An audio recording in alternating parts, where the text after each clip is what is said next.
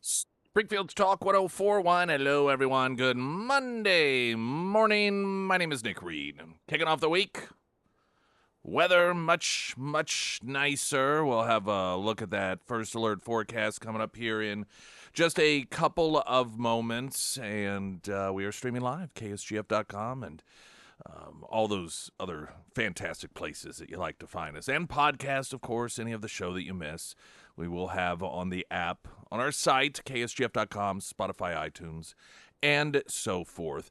Some audio from yesterday, J.D. Vance on with Meet the Press, and the continued narrative coming from the left is that, trying to rig elections through gerrymandering, and why are you being so nice to Russia?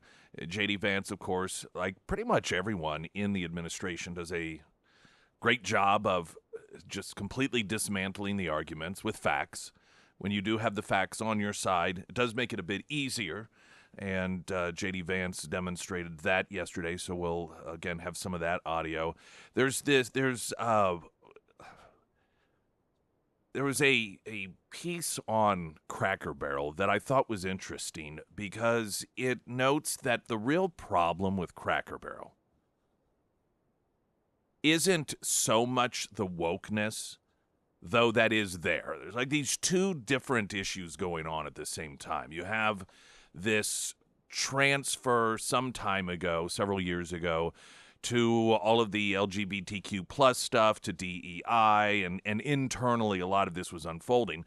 But at the same time, just in terms of branding, the relationship with the customer, that isn't, in the assessment of one individual, so much about wokeness as just having people that do not understand the customer. Having people that are in positions of making decisions that don't understand why people like Cracker Barrel.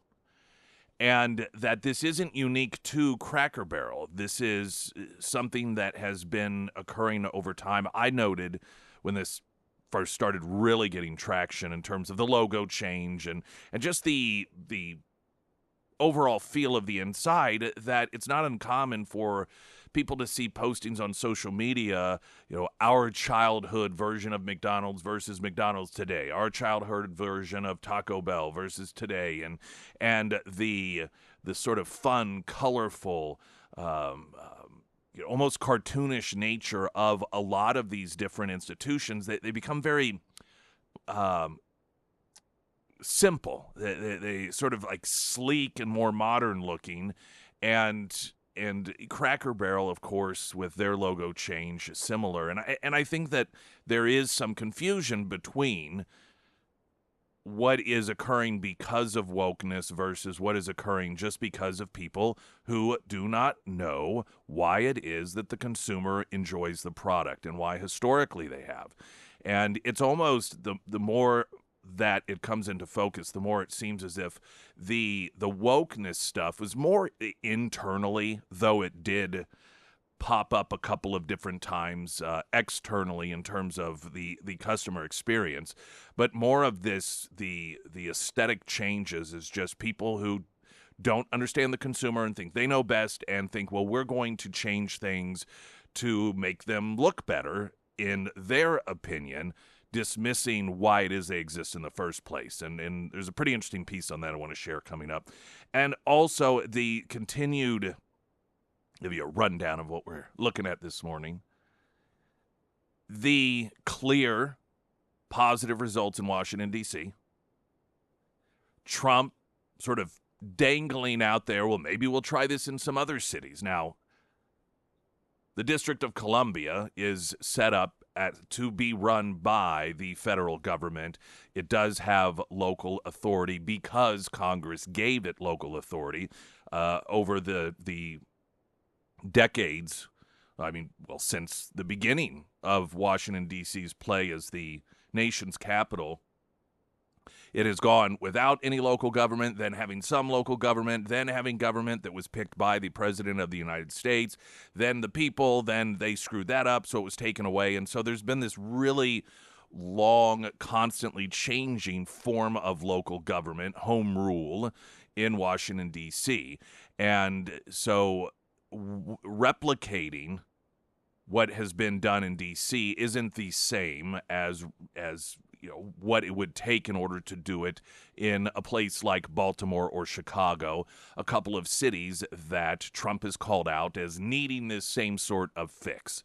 And in true fashion, the people who run these cities into the ground and create a dangerous environment by way of their policies, it's like they won't fight against crime.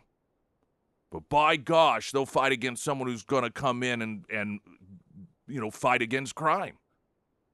This weird instinct increasingly people on the left have to defend criminals. There is a woman in Chicago, some left-wing social media influencer gal, who for years has been griping about how dangerous it is to be in Chicago. She's been carjacked. She had her arm broken. I don't know if it was in the same crime in which the arm got broken, the carjacking occurred.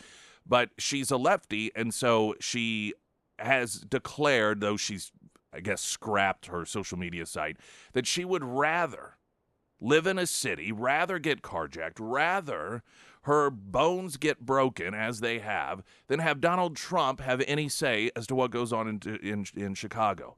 Now, how twisted of a mind does one have to have? To prefer, you would rather your life be in peril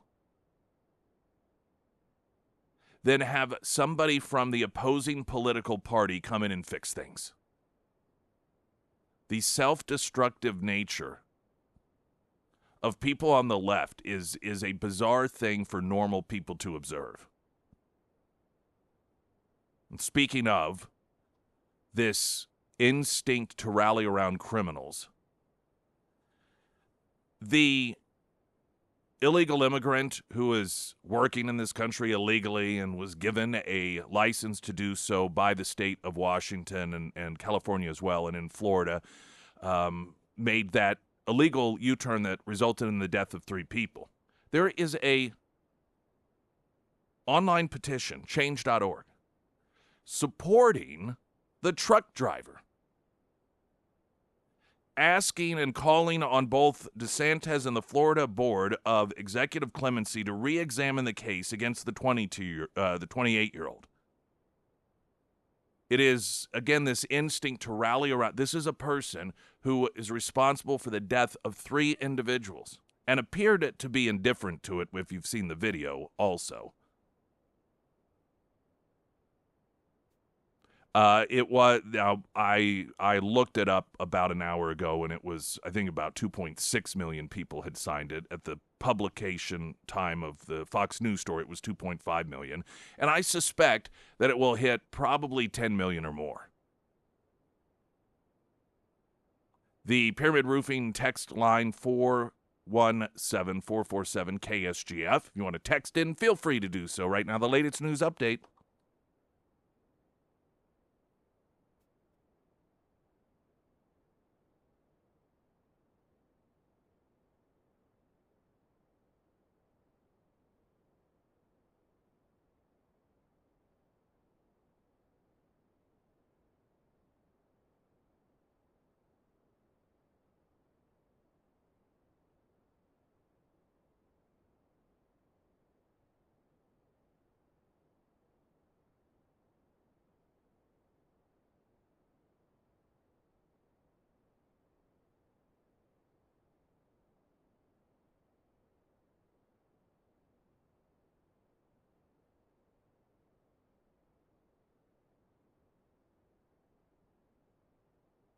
And the first alert forecast from Ozarks First meteorologist Tom Schmidt, sponsored by St. Clair of the Ozarks Home Improvements. It's going to be a beautiful, beautiful weekend. Yay! I know. It's no longer going to be hot. Well, at least for this week. Today, we'll see a 30% chance of showers throughout the day, otherwise mostly cloudy with a high near 72. Tonight, partly cloudy with a low around 55. For your Tuesday, mostly sunny with a high near 82. And taking a look at Wednesday, partly sunny with a high near 81.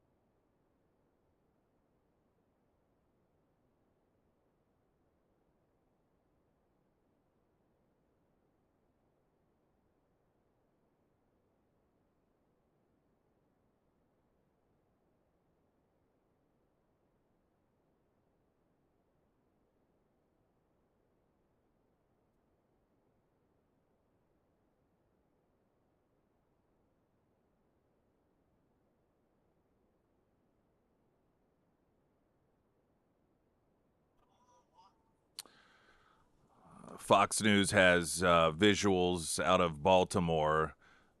Abrego Garcia joins supporters outside the ICE office. This is a human trafficker whose wife went to court pleading with a judge to protect her from his physical abuse. This is a dangerous gang member who traffics in human beings. When Trump got elected and we knew that the deportations were going to begin, I naively, I suppose, thought that Democrats would find the grandmother who had come to the United States at a very young age, and for reasons that many people would sympathize with. She never became a legal citizen, but gave back to her community, was a pillar of the community, and spent her time cleaning churches, and all of these wonderful things. The fact that instead it's the people that they rally around are some of the worst people. It is a remarkable thing to watch. This occurred, of course, during Black Lives Matter as well.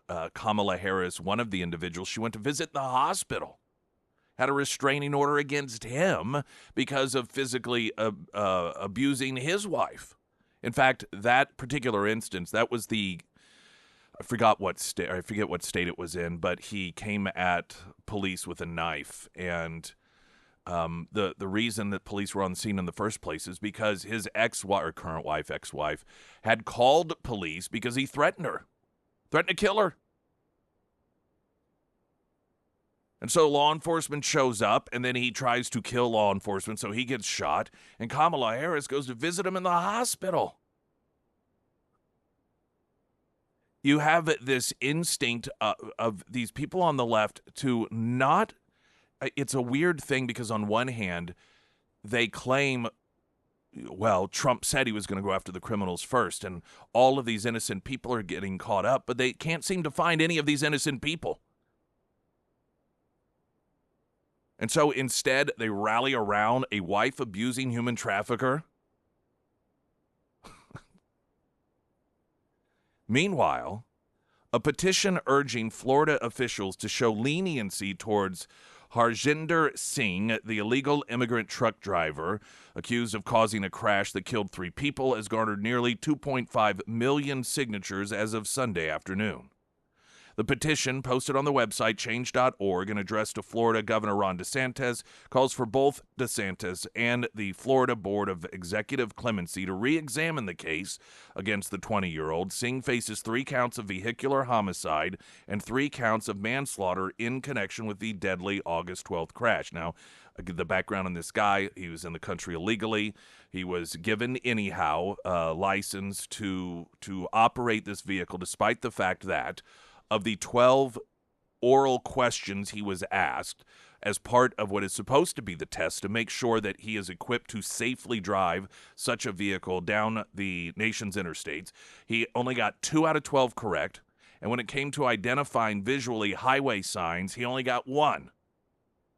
This is someone clearly demonstrating that he did not have the ability to safely drive a vehicle, yet he was given a license out of Washington State and then a temporary one out of California as well. And so while in Florida, he tried to cross traffic and do a U-turn on an interstate, and a vehicle with 3 human beings in it slammed into his truck, unable to stop in time, killing 2 of them instantly and 1 died later. The petition states this was a tragic accident, not a deliberate act. While accountability matters, the severity of the charges against him does not align with the circumstances of the incident. Now, again, 3 people, bam, like that, lost their lives. If convicted, the petition requests that Singh receive what they say is a proportionate and reasonable sentence. Apparently, and this is an evaluation of how some people view life and what value. This is what I believe. There's a couple of different reasons that in society you have punishments. One, it is to get the people off the streets that are dangerous, but it also should be proportionate. I agree. It should be proportionate to the crime. So for stealing away 3 people's lives, apparently these people are concerned that he will not receive what they view as to be a proportionate response to taking away 3 people's lives. Not to mention the family members and the friends, the loved ones that are left behind having their loved ones stolen from them. They call for parole eligibility to be granted after part of his sentence is served, and that alternative to incarceration like counseling or community service be considered. Now think about that for a moment. Their appreciation of the value of 3 human lives doesn't even warrant time behind bars.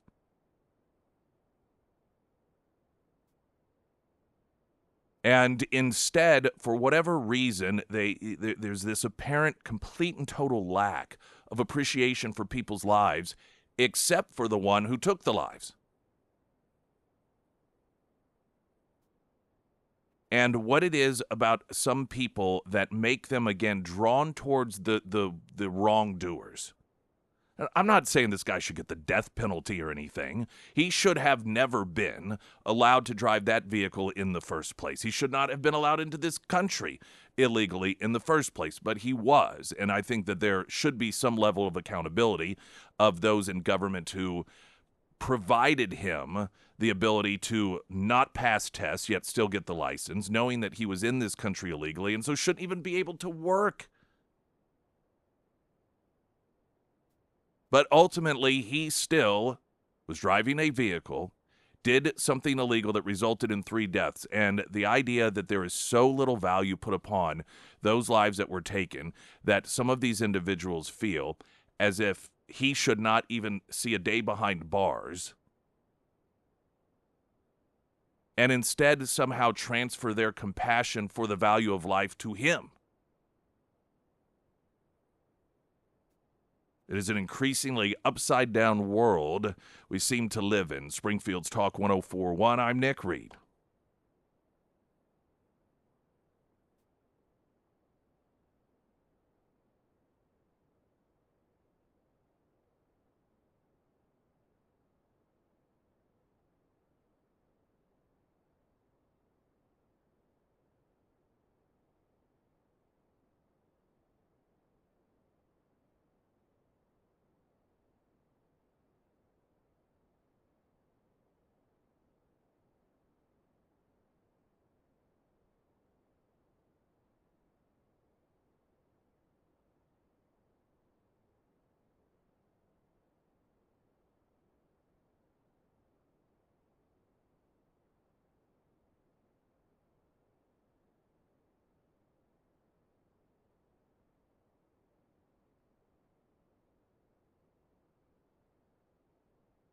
Coming up on Friday, we do have a Heroes Breakfast. That's right. Yes, indeedy do. Friday at Scramblers. If you are a veteran, come out between 6A and 9A as we broadcast live, and you are going to get yourself some free breakfast as a veteran. This past Friday, Lori Rook of Ozarks Elder Law joined us in talking. Well, Mike Landis had a story about the increased number of scams against those who are with grandchildren, and it's a scam using AI so that it's like the grandchild's voice, and it is, pleading for help. I need bailed out of jail, or this horrible thing has happened. It always is the end goal being money transferred to what they believe is their grandchild or someone on behalf of their grandchild.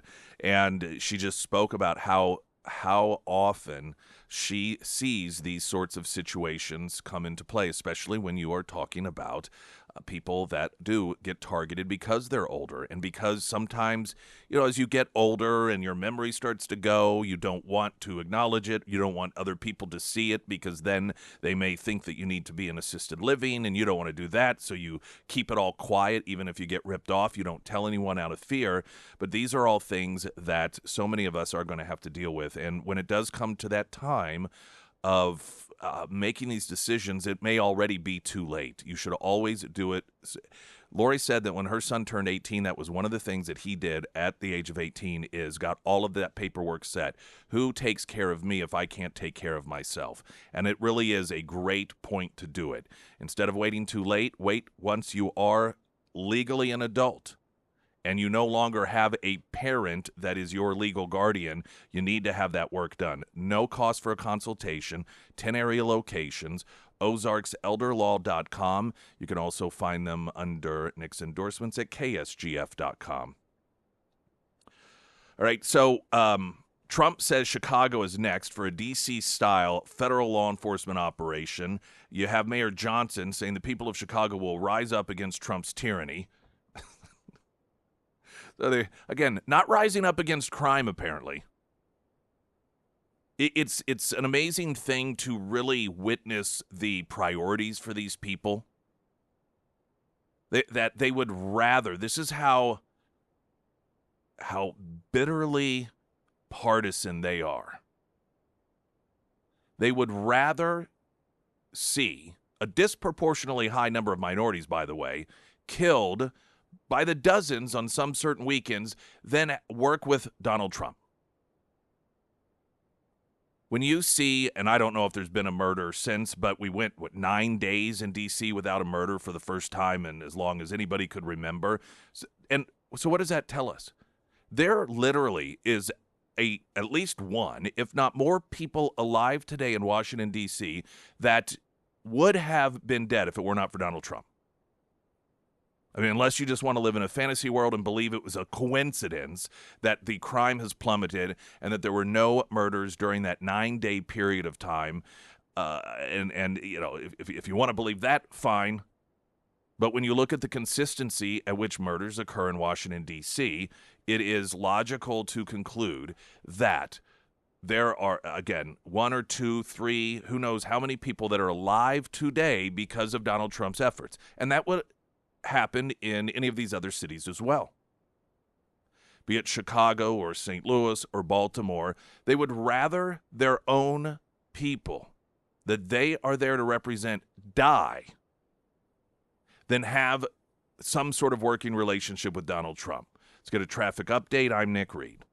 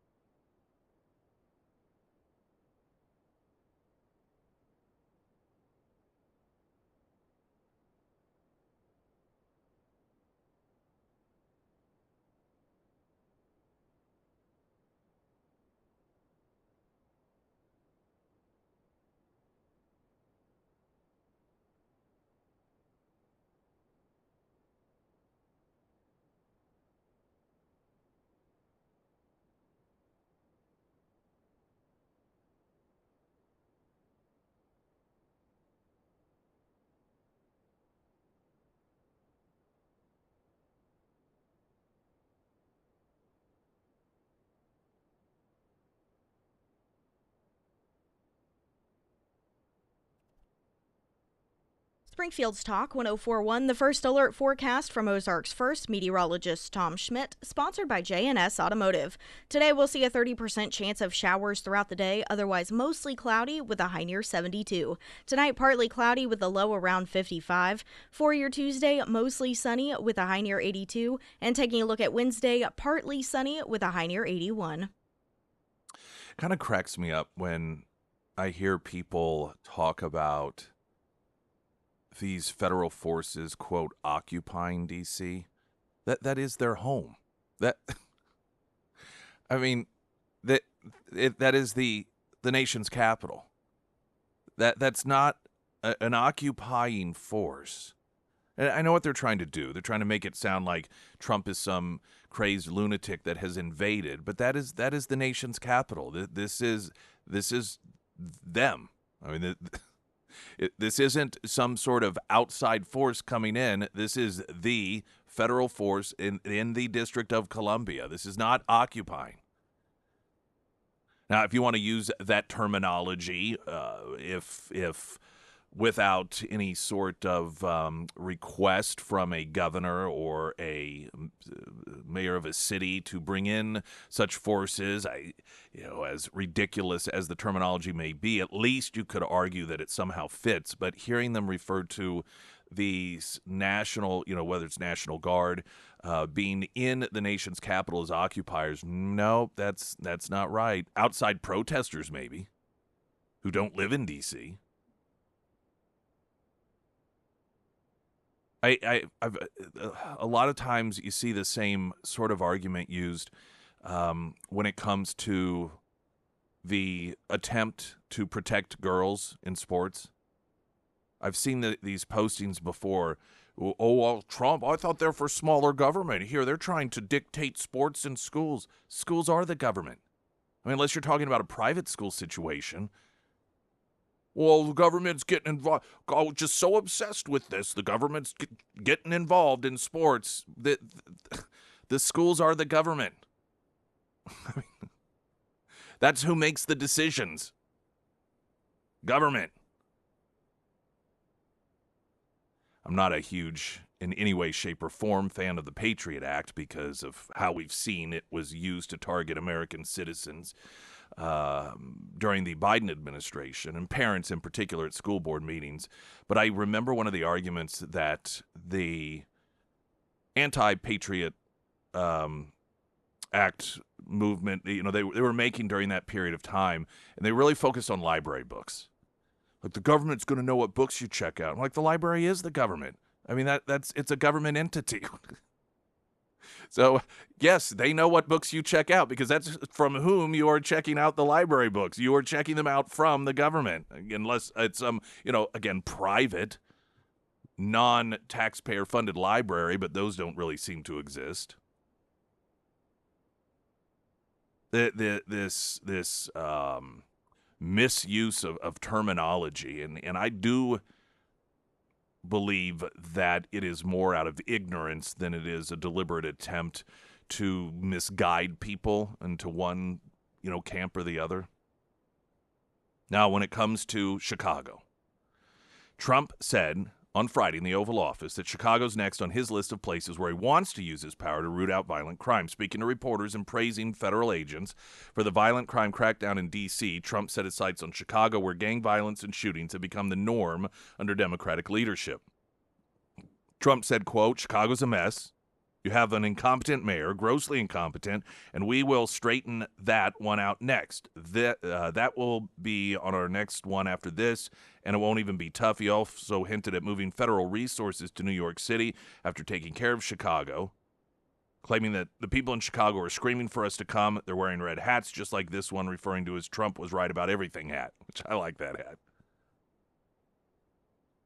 While Chicago has reported a decrease in homicides and other violent crimes in recent years, the Windy City is still lagging behind other major cities in tackling the murder problem. In 2023, Chicago reported 617 homicides, which was a decrease from 715 murders in 2022, but still higher than America's two largest cities, New York City and Los Angeles. Earlier this month, 34 people were shot.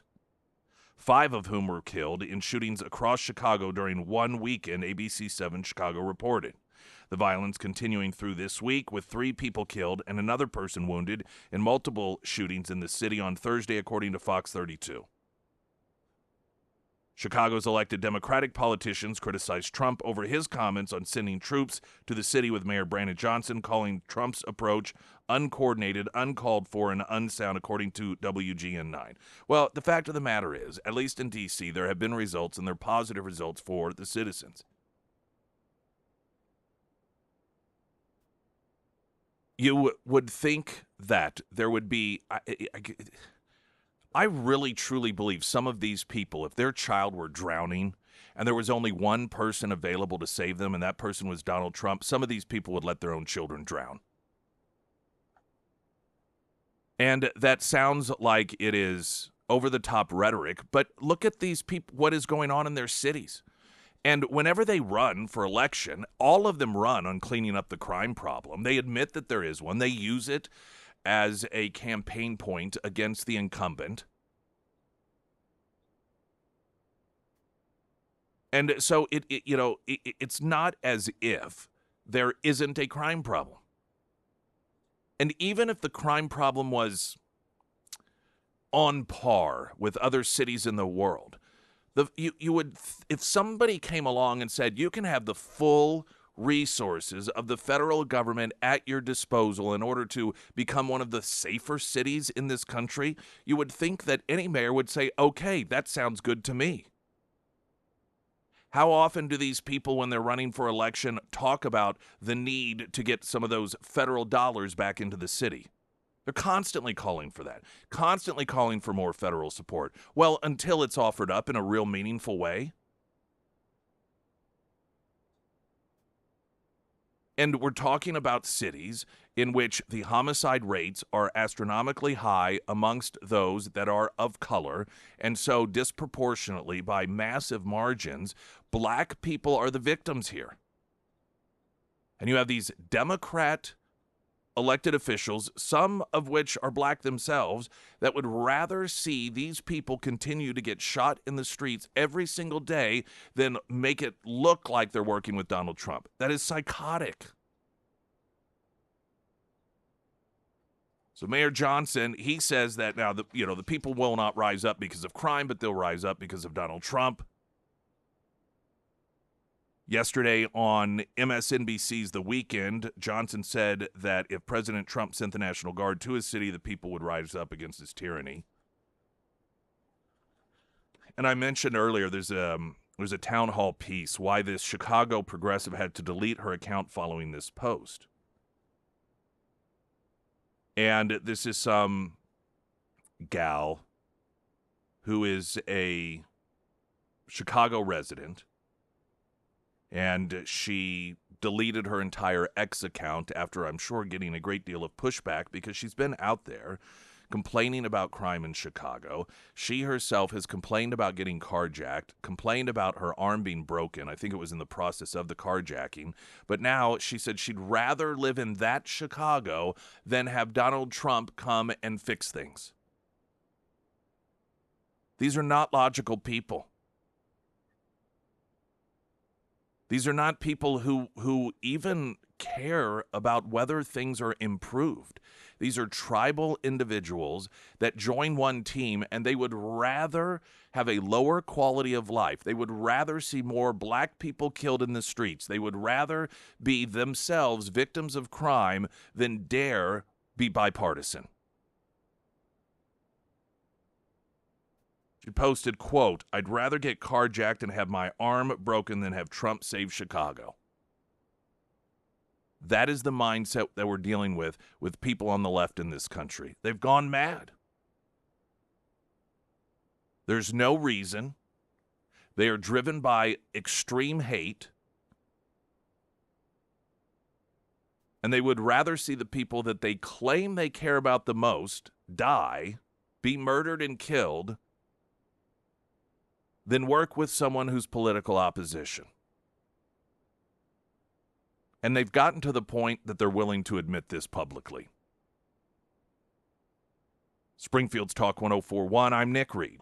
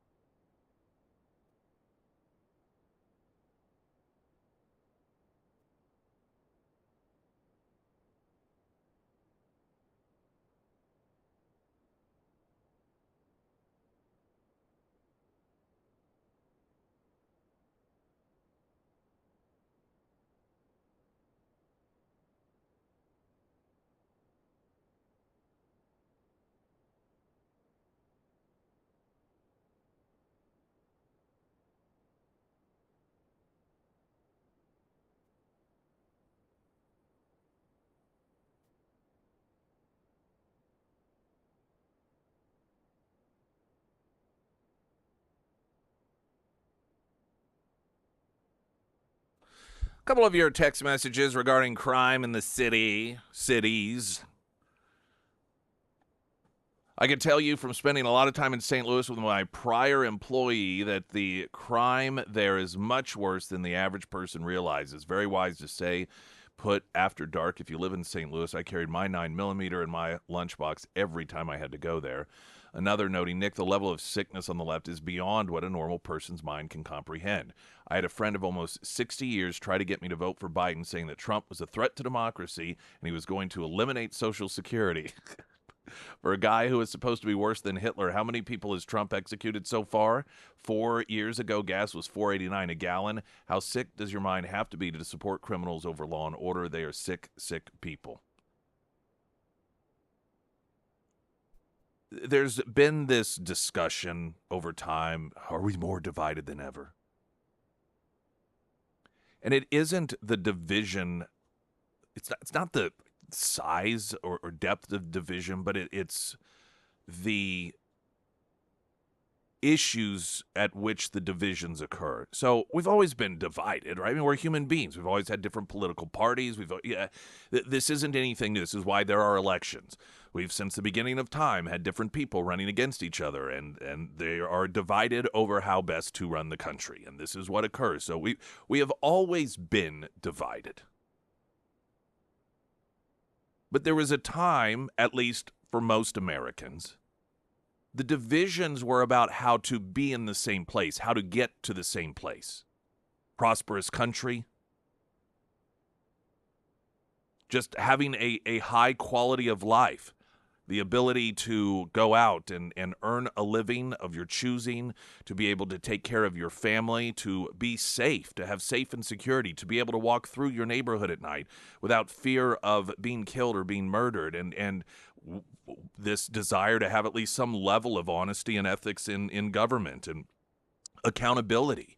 And while there were varying degrees, of course, of how much people would actually care about this, it was one of those situations where we all, in the end, we were Americans and we wanted America to do well. We all wanted to be lifted up. We just maybe had different ways of getting there.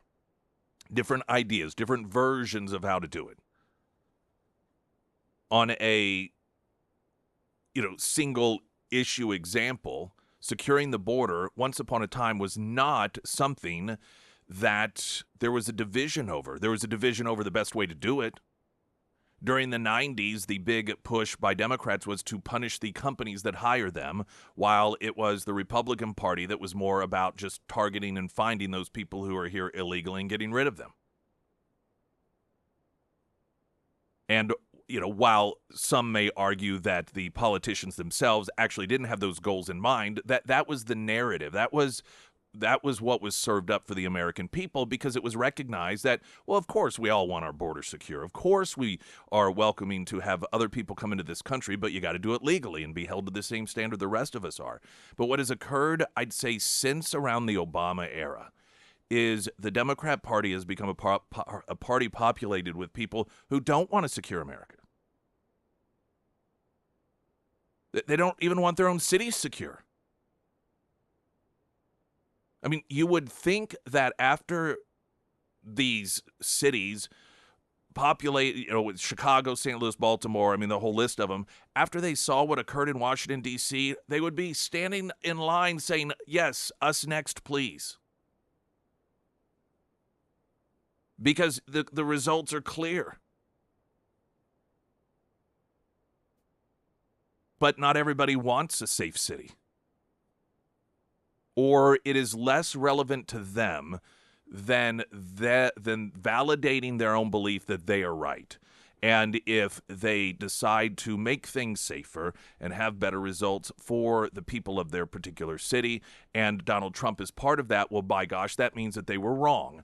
And they would rather live in an unsafe environment than admit that they were wrong. It is clear many of them flat out hate the country, particularly when you look at some of these college campuses. You could just go down issue after issue. Once upon a time, both political parties kind of agreed, yeah, we're all pro-Israel. Well, that's changed.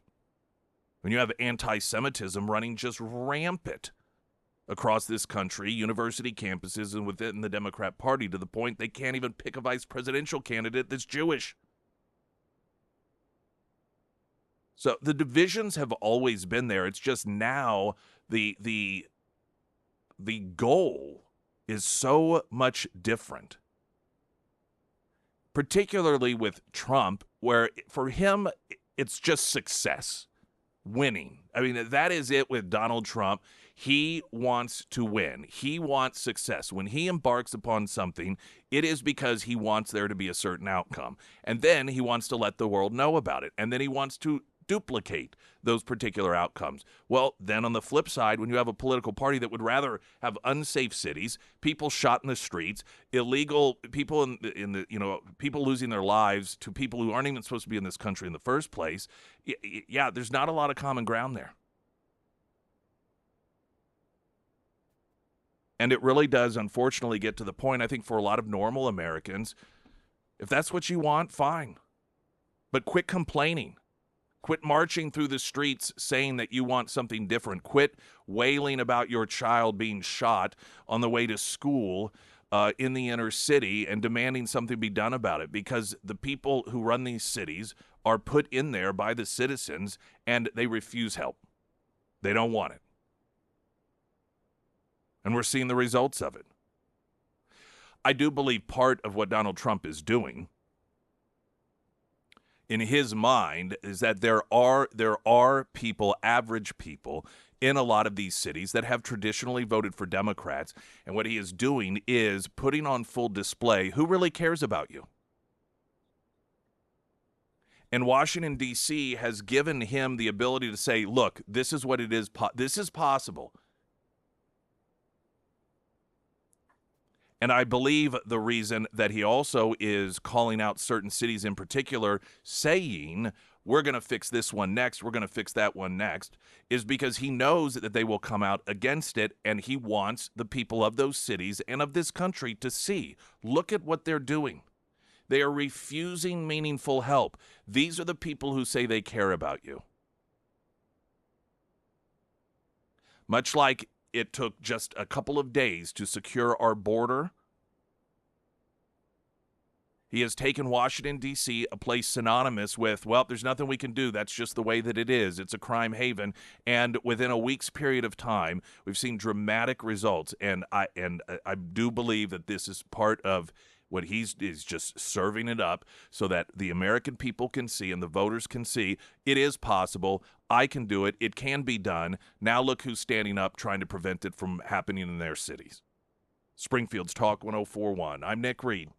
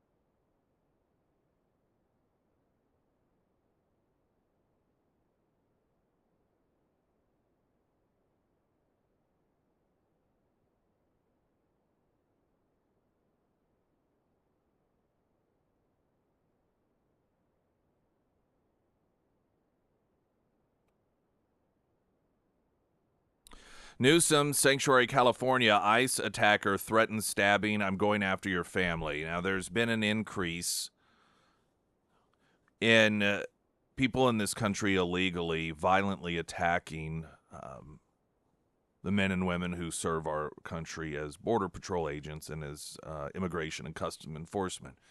And this has been really egged on by Democrats referring to these agents as Nazis, painting them as these horrible individuals and making them the bad guy. And so when you have the people in this country here illegally, oftentimes which are human traffickers and gang members, and they know that they have an entire political party behind them, and it emboldens them to attack, try to kill, and physically assault these different members. And so this occurred on Wednesday. A group of 15 to 20 violent rioters in San Francisco assaulted, grabbed, punched, and pepper sprayed ICE agents, or as Democrats call them, Nazis. And according to the reports, one of the individuals, a man who is actually a citizen of the U.S. of A., Adrian Guerrero, was charged with assault and destruction of federal property. According to the court filings, he slashed the tire of a government vehicle and threatened to stab a law enforcement officer, stating, quote, "I'm going to blank you up. I'm going to go after your family." This is precisely why these agents have themselves masked and don't wear name tags. It is very common. It's a very, very common form of intimidation in other countries when you have, be it law enforcement on whatever level it may be. Mexico is a prime example of this. If they come after some of these gang members, gang leaders, family members of gang members, they will go after the agents and their families. And it has become such a well-known practice there that many people have just given up any hope that any law enforcement is any sort of real true protection in the face of these drug cartels and the human traffickers and so forth, because they have managed to cultivate the threat of coming after family members as a tool. And it's something that they're working on here in the United States as well, and Democrats are doing what they can to assist them by demanding that these agents expose not just their face, but their names, so that people like this individual who said, "I'm going to come after your family," will be able to do it. There have been some Democrats that have proposed legislation forcing members of ICE to have their identity exposed to the people who would like to track down their children and have them killed as a message to other ICE members. This Democrat Party is a party that has gotten so out of control and is saddling up with some of the most horrific people, many of which are not only not American citizens, but have no interest in doing anything other than harming America. Whether we're talking about the embrace of students from Middle Eastern countries who come here chanting "death to America," or human traffickers and drug cartels that would love to know the identity of the people who are responsible for arresting them and helping them, try and get that information. We've got news coming up in 60 seconds.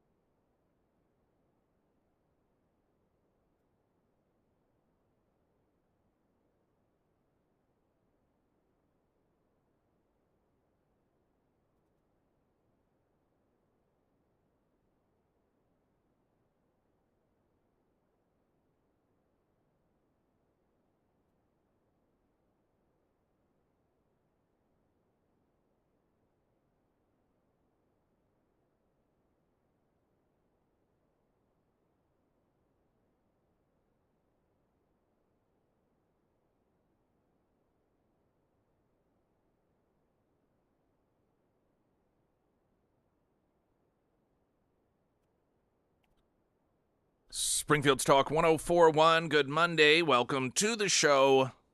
My name is Nick Reed. The O'Keefe Media Group on Friday released a leaked phone call from a Washington Post reporter reaching out to a Trump pageant girl in an attempt to, quote, expose President Trump. So apparently, and we'll play this audio for you coming up, and it's just looking for something. And it's just a further example of how it is that they develop stories about Donald Trump. And apparently, this former pageant gal that this Washington Post reporter reached out to recorded the conversation because she felt that it was very clear this wasn't some story that existed that the Washington Post then decided to investigate and write up a story about, but instead they were looking to make up a story that would have some sort of lurid details. They're so desperate to get something with Jeffrey Epstein. They are so desperate to do this. And that is apparently part of the angle that they were coming up with this, or attempting to come up with on this Washington Post story. Per the O'Keefe Media Group, speaking about a story tied to Trump's past involvement in beauty competitions and Jeffrey Epstein, Visser dismissed the idea of publishing anything positive. That's the journalist, Matt Visser, V-I-S-E-R, saying if all we had was a bunch of people saying Trump was a gentleman and he was very nice, everybody with respect, I don't know, we wouldn't do that story. We just wouldn't do the story. He went on to explain that the project will only move forward if reporters can, quote, find out something new that was happening that Trump was doing back then that we can kind of expose to people. Visser made clear the paper was not interested in a neutral profile, stressing that it is definitely not a fluff piece of Trump the businessman or Trump the guy who is nice to everybody. Instead, the new peg is Epstein, and the Post's team has been combing through old photos or videos to try to connect Trump and Epstein during the pageant years.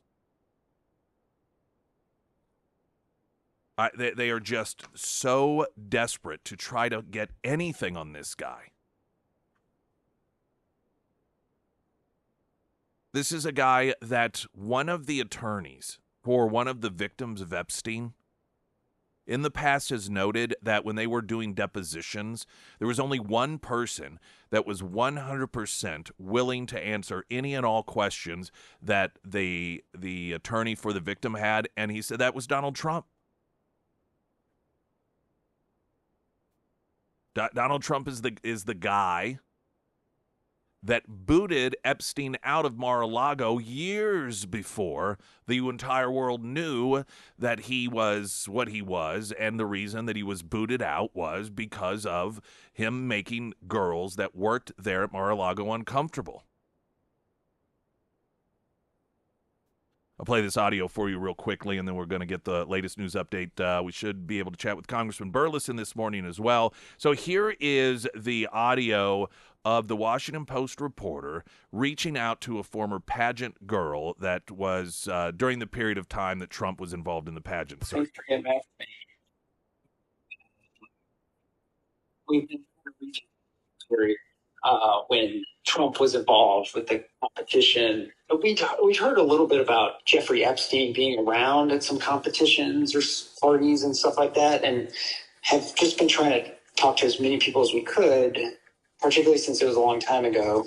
If all we had was a bunch of people saying that Trump was a gentleman and he was very nice and, everybody with respect, I don't think we would do that story. We just wouldn't do a story. So, I think we're approaching it in the sense that if we can find out something new that was happening that Trump was doing back then, that we can kind of expose to people, I think that's where we're headed. And if we can't get that, then I don't know that we have a story. But it's definitely not a fluff piece of I don't know, like Trump the businessman or Trump the guy who is nice to everybody. That's sort of not where we're heading. So we've talked to a number of people. I don't think we're yet like in a position to say like here's the headline off of this, because we're still kind of in the mode of trying to hear from people. A lot of those have been, and mostly it's been anonymous, where we're not sort of at the point of putting people's names on things. At the point in the story phase where it's like, okay, here's what the story's going to say. We need to go back to everybody and figure out like what they're comfortable with.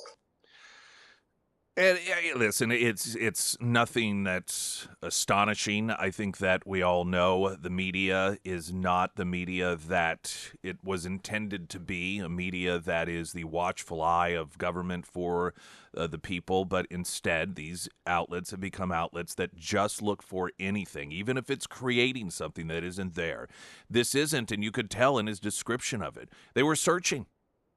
This wasn't some story that he began to write because of all of these people reaching out and saying, yes, I worked during the pageant circuit and Donald Trump was there and Epstein was there, and I think there's something here you need to see. This isn't something that is being written up because of information that's out there. This is something that is being written up to write it up. To try and, even if it just sort of looks a little fishy, just to find one or two former pageant girls that, even if they didn't see anything, but, well, no, I guess now that you mention it, that was kind of fishy, so that they could try and paint a picture of Donald Trump and Jeffrey Epstein with young girls together, hence the pageant angle of this. And his acknowledgement that, well, I mean, if there isn't anything here, we're obviously not going to write a story, because no, that wouldn't be a story, would it? Latest news update.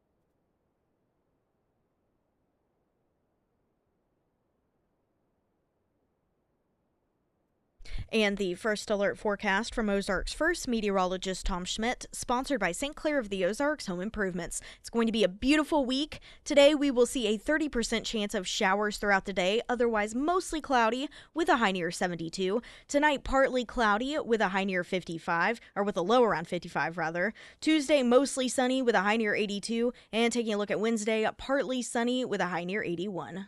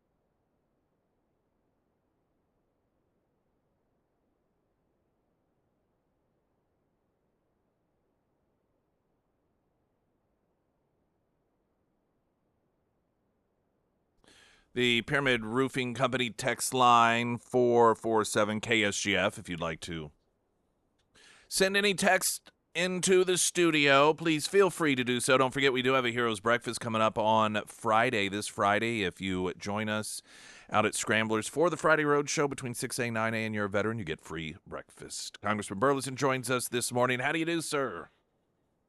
Doing good. How are you? I am doing just fine. We're finally getting some rain. I don't know if you're getting rain at your side. It doesn't look like it yet, but I know it's going to happen. I mean, I can tell. We need it. Yes, I definitely do, because I've got a lot of grass that I'm trying to grow from work I've had done, and I'm tired of just out there using the lawn sprinkler all the time. So it'll be nice to get some real rain in there. Some free rain. Yes, yeah, that's the best free part of it. water. Yeah. All right. Well, where to begin? How about Washington D.C. The meaningful improvements to overall safety there with Donald Trump's move of going in to clean up crime. It's funny because a few people on the left, mostly white liberals, that have complained about it will show video in areas of D.C. where, like, look at all these horrible occupying forces, and then other people are noting, yeah, that used to be a homeless camp. It's incredible you can walk through there safely now. You can walk through these places. It's like you're kind of missing the point here just a bit. Your thoughts? I think it's wonderful. I'm looking forward to. I mean, I'm actually strangely looking forward to going back D.C. just to see it. But yeah, it'll be a lot more comforting for me and my staff, I'm sure. I mean, we've had in the last 3 years, there have been, I think, 3 members of Congress that have either been carjacked, mugged, or assaulted. There have been, there was an intern that was shot and killed just this summer. There was another staffer of, I think, one of the senators, I think it was Rand Paul's staffer, that was stabbed in the head. And then you had the young man that was beaten nearly to death that worked on Doge. I mean, so it's just, and those are anecdotes, but it's clear that this city is violent, and it's a city that, I mean, it isn't safe to walk around. And so I'm glad that somebody is actually going in, and he's almost like Rudy Giuliani, just cleaning it up. And I can't wait for him to go to St. Louis and Kansas City, really. So if he does that, how does that work? I mean, with D.C., that is federal, and so there are obvious allowances for the executive branch to make moves. He's talked about Chicago, Baltimore. Of course, those Democrat mayors would rather see their cities burned to the ground than work in a bipartisan fashion with Trump.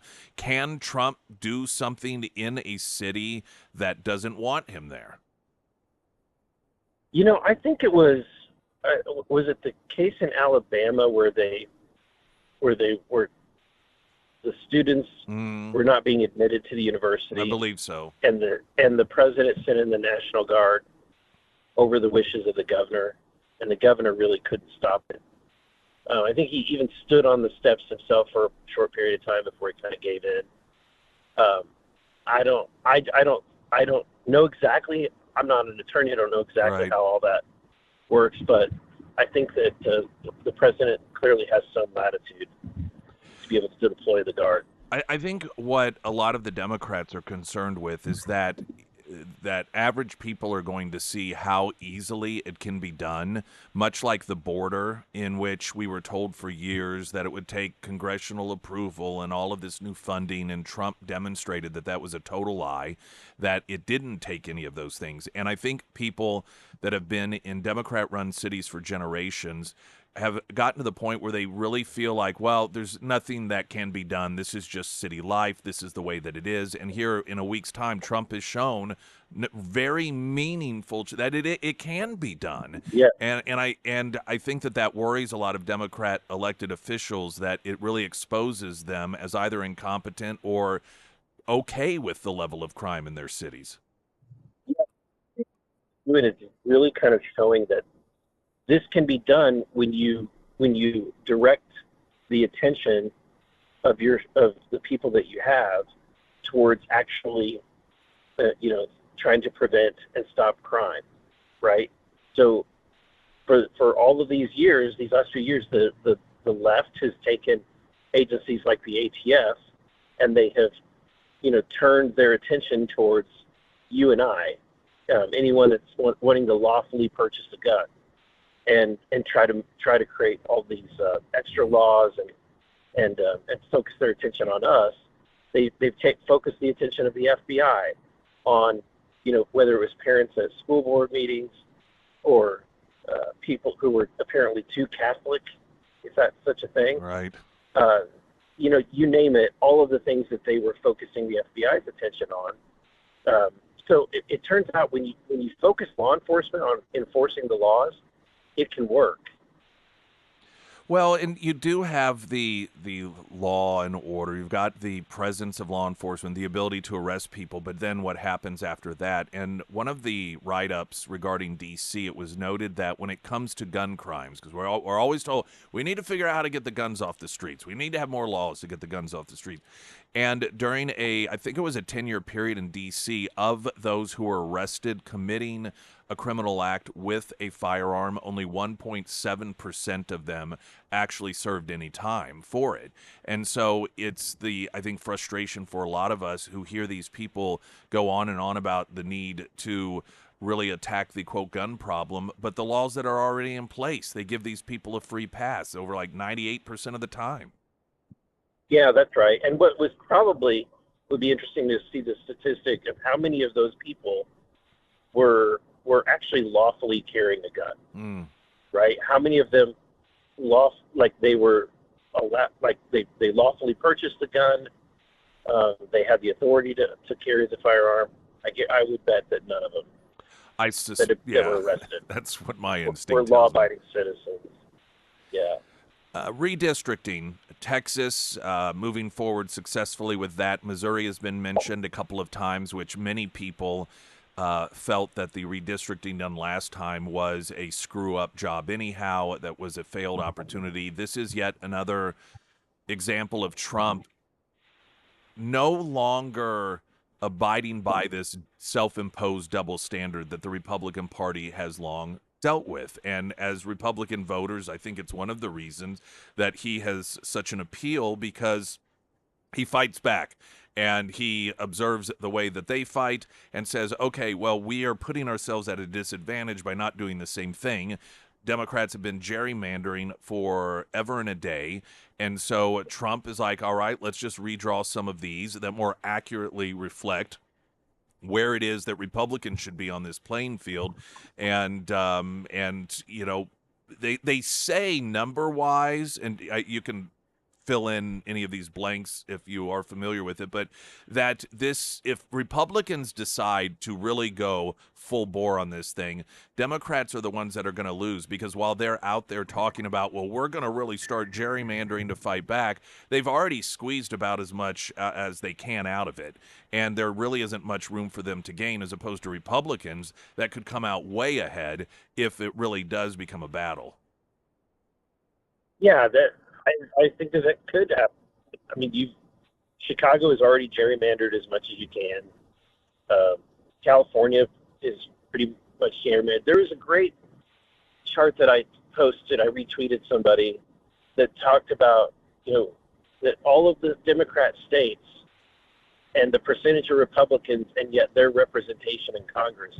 And there was at least 14 states that were blue states that had about 30 to 40 to 45% Republican, and they had zero representation in Congress, zero. And so I think you could draw an 8-0 map in Missouri. It would be challenging to have 8 solid Republican districts, but it could be done. But at the end of the day, with even the 7-1 map that whenever Bill Eigel presented back in the day, which is the same map that the White House, I think, is suggesting, it's continued to be floated. It's just an obvious way of doing it in order to do 7-1, because you're doing it in a way where they're very contiguous districts. You're not gerrymandering. You're community. You're including communities of interest. You're keeping counties whole, right? So you're making it as close to like a circle as possible or a block as possible, and that's and so I've seen really good maps that that are not gerrymandered that are 7-1 in Missouri. It can be very easily done. Do you think that it will get done? I don't know. That's up to the governor and to the General Assembly. Congressman Burleson with us. Anything else that we're missing? No, it's been good to be back. We had all of my district staff were in the district. All of my staff were in the district last week. So we flew in the staff from Washington, D.C., brought in the staff from Joplin, and we all kind of went together as groups and visited different businesses throughout this area. It was really good for them to see it firsthand, especially the people that work in the office in D.C. that maybe have never visited before. And a lot of it, for example, we took them down to some of the homes on Table Rock Lake that were experiencing issues with the Army Corps of Engineers. And for them to be able to see firsthand some of the cases that they've worked on it was really helpful. And so we had a great week of that, and so this week just a lot more meetings, travel, and so it'll be gone before we know it, and then we have to go back next week for the first week of session back. Well, and as you noted, at least it'll be safer. Hopefully, when you go back. I think it will be. I'm pretty sure it will be. Yeah, Congressman Burleson, as always, thank you, sir. Appreciate your time.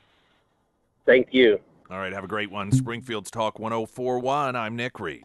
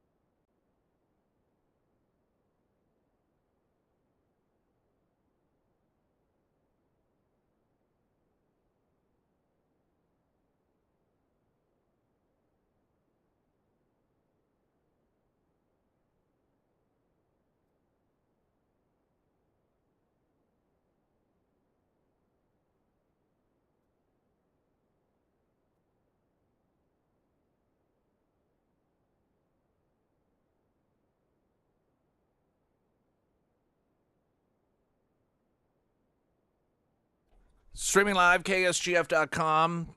We have a text contest for you to participate in if you would like to do so. Because You're Mine, the music of June Carter and Johnny Cash at the Atos Center. Probably have heard the ads running here on the station for this performance. It weaves together essential concert moments, sketches, and stories with 23 hit songs into an evening that feels like sharing the room with Johnny and June at the height of their power.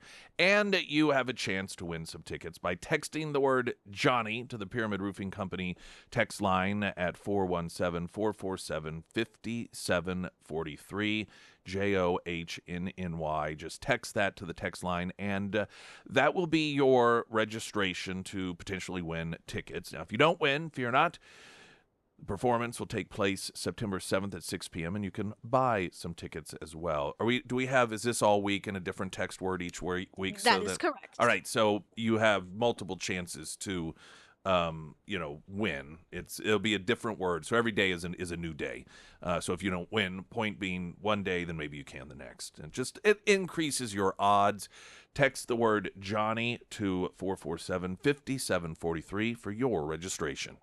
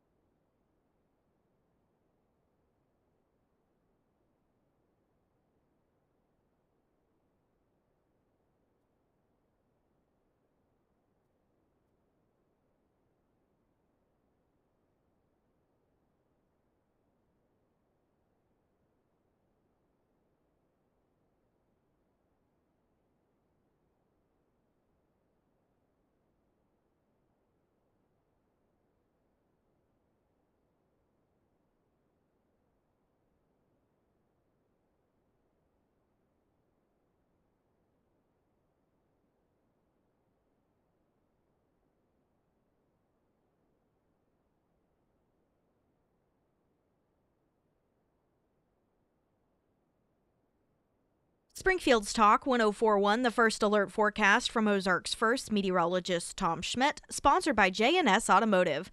Today we'll see a 30% chance of showers throughout the day, otherwise mostly cloudy with a high near 72. Tonight partly cloudy with a low around 55. For your Tuesday, mostly sunny with a high near 82. And taking a look at Wednesday, partly sunny with a high near 81. We were talking with Congressman Burleson and what it would look like to utilize National Guard in cities as opposed to the District of Columbia, which is much different because that is federal. And someone had texted in that the Constitution does not allow the president to do that. And there are circumstances in which the president can. They federalize them, and then they utilize them. And it's been done historically with a number of different presidencies. But there are certain restrictions to it. If they're nationalized, that means that they protect national interest, and that's what was being done out in Los Angeles when they were dispatched there. It was and there was a lot of confusion because the Democrats made it sound as if they were taking over the entire city, and it was only specifically federal buildings that they were there to protect during some of those anti-ICE protests, because that is one of the allowances when the president does federalize National Guard for those purposes. So there are instances. Now, it's not completely unfettered, and the president just can't, in any given scenario that he chooses, utilize the National Guard. But there are instances in which it is allowed, and it's happened numerous times in the country. I want to talk a little bit about the Cracker Barrel thing, because there are two real problems that Cracker Barrel is dealing with. One is a little more internal, and then one is external.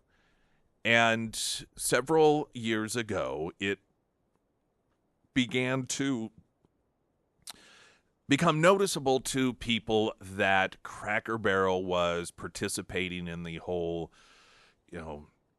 LGBTQ stuff. And that made some headlines here and there.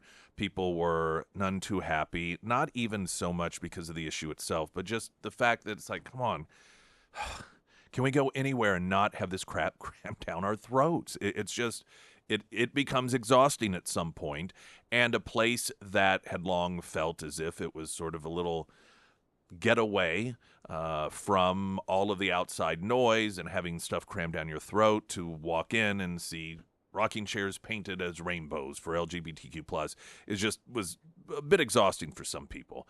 And, but it wasn't something that became a big enough issue to where people were responding on a widespread scale, like they are with the redecorating of Cracker Barrel, which is, I think, somewhat interesting that when it came to a real cultural issue of the LGBTQ plus stuff, that wasn't as bothersome to people as the just redoing everything within Cracker Barrel. And these are being called woke changes. The logo is being called a woke change. The modernizing of the interior, making it more streamlined and more bright, is a lot of this is being referred to as woke change. And I don't see it as that. I do see it as a mistake, though. Now, I said that I think there's two separate things going on here. One is woke, the other one is not woke, but it is a big mistake. And there's a couple of different things I want to share with you. One of them is the Gateway Pundit, and they write about this is the woke stuff. And the fact that Cracker Barrel has, sometimes a little more quietly,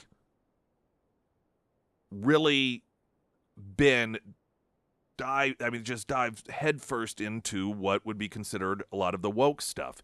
And on Friday, there was a conservative guy by the name of Robbie Starbuck, and he released a video in which he lists different examples of some of the things that Cracker Barrel has been participating in and doing that the average person probably doesn't know about.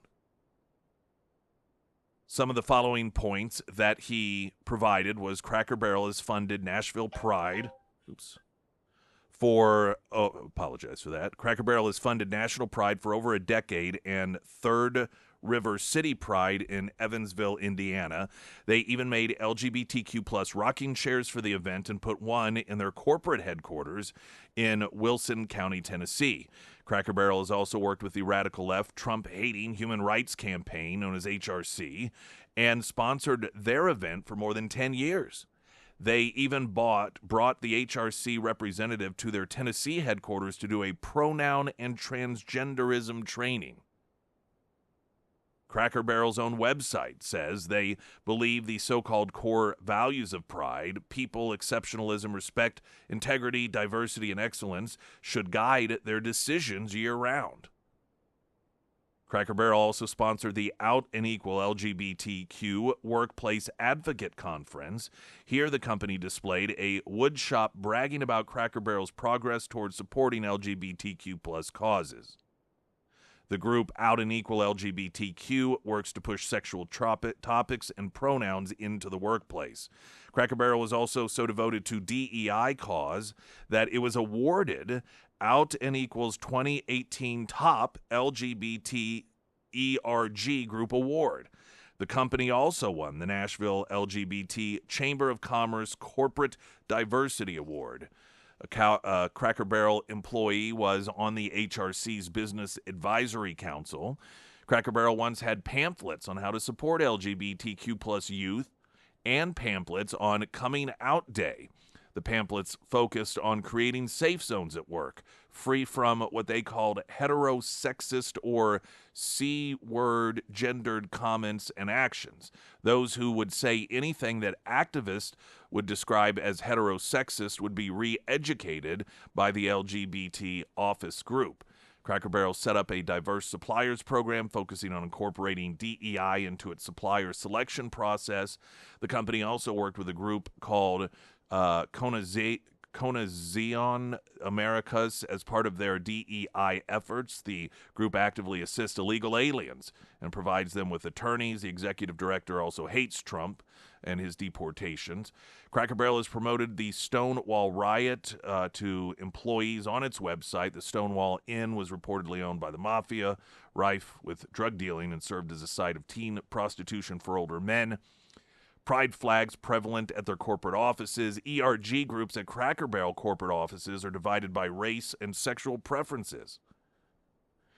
So now this is a listing of what would be considered the woke offenses that was posted online by Robbie Starbuck. So I think it is clear the people who were running or who are running Cracker Barrel have gone down that pathway of extreme leftism and what we see as being wokeness.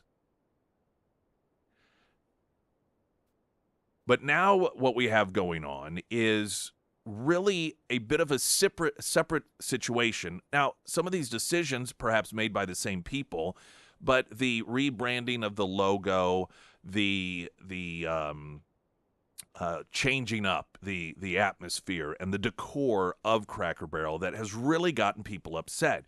And I'm going to get a traffic update here and share with you this piece in the Daily Wire by Amanda Harding in which they talk with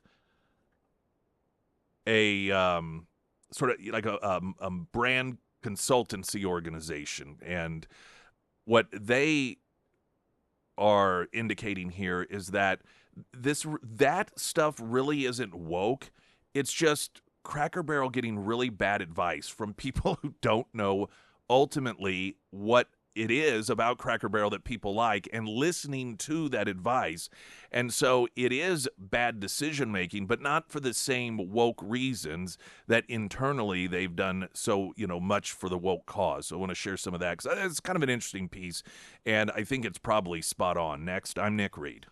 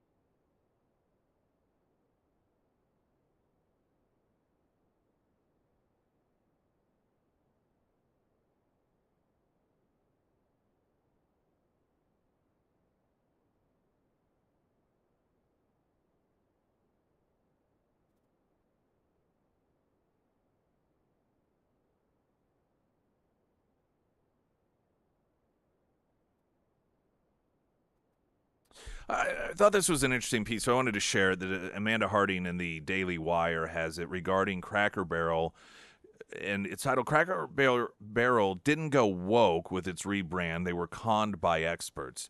And as I noted, there is wokeness at play within Cracker Barrel, and it's been going on for some time. Most of it's internally, though. They do, in certain areas of the country, put a lot of time and effort into all the LGBTQ stuff and work with organizations that, are part of that extreme leftist push. But this whole rebranding thing is apparently, at least according to this piece, something different. And the piece notes the Cracker Barrel, which was founded in 1969 by the late Dan Evans, came to symbolize American heritage. The original logo of an elderly gentleman sitting on a chair while leaning against a barrel epitomized that heritage. By removing the nostalgic imagery, the company seemingly put the final nail in the coffin of a treasured piece of Americana. When current CEO Julie Fels-Messino, who previously served as president of Mattel and Taco Bell, announced the logo change, she explained that her goal was to get Cracker Barrel out of people's rearview mirror and to, quote, make sure that it was something that really resonates with everybody of today and for tomorrow. On paper, that may seem like a good idea, especially as the company is facing declining sales and trying to appeal to a younger demographic. In practice, it's been an absolute disaster that has cost the company $200 million in market value. It would be too easy to chalk up Cracker Barrel's mistake as just another company gone woke, but the truth seems to be more complicated than that. As Andrew Beck, founding partner of brand consultancy Beck & Stone, said during an email interview with the Daily Wire, Messino's flub was likely the result of heeding bad advice. Quote, "She clearly values the brand and the customer's feelings about it," he said. "I do not think her insights are wrong, but I highly suspect the outside help she describes as being brought in advised her team to turn left, to modern instead of right, to nostalgia at the fork in the road that every company must. What do we keep? What do we kick?" Beck added, "It takes deep cultural understanding and tactical skill to actualize such an insight. And when I see who is tasked with the redesign, which is the firm Profit, who tattoos their progressive cultural values on their sleeve, I just can't see them sharing the Cracker Barrel cultural context enough to execute Julie's vision skillfully." That disconnect is not unique to Cracker Barrel. In fact, it fits a growing pattern. Companies chasing sleek, modern branding often leaves their loyal customer bases behind. It's enough to inspire eye rolls whenever a company strips its logo of personality to introduce a slick, minimalist iteration that's easily lost amongst a sea of similar corporate logos.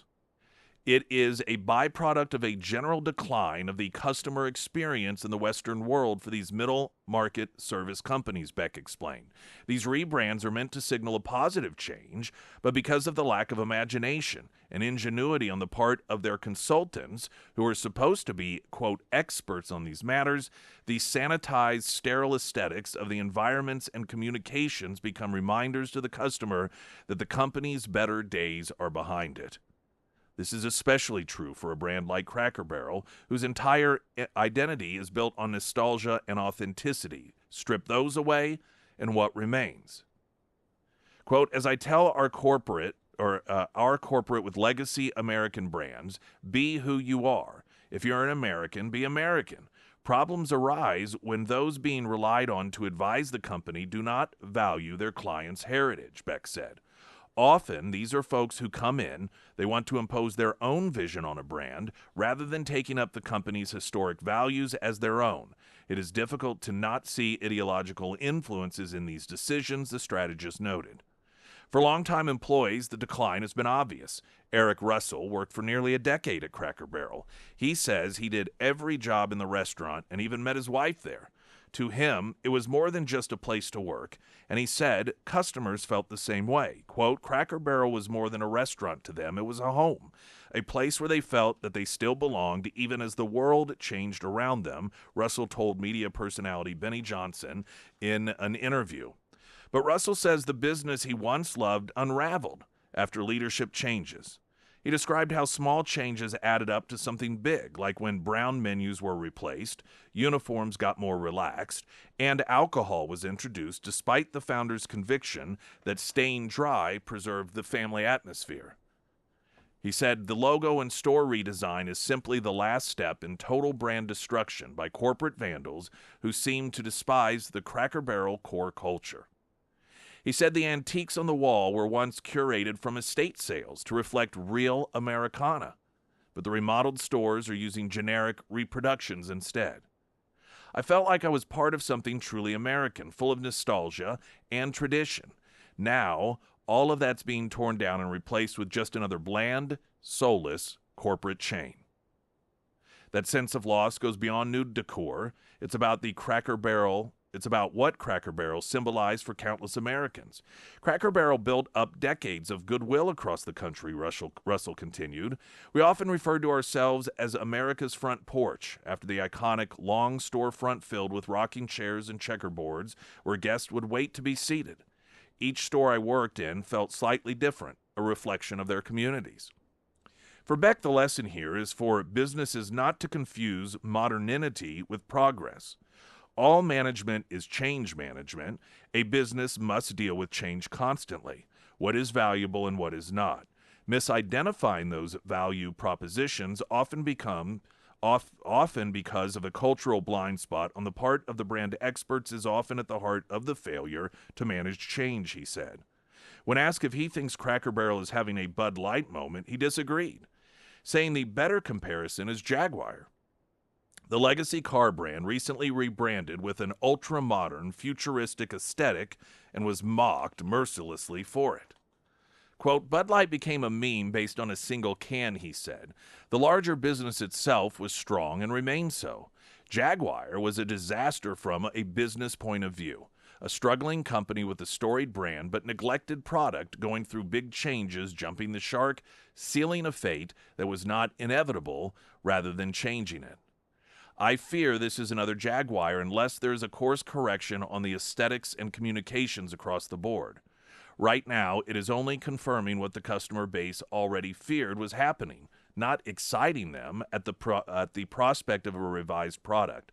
I have high hopes that Julie Massino, who has a good relationship with her board, sees this and will do what needs to be done. For now, the America's Front Porch that Eric loved looks more like just another franchise trying to appease consultants instead of remaining a place where families gather to make memories.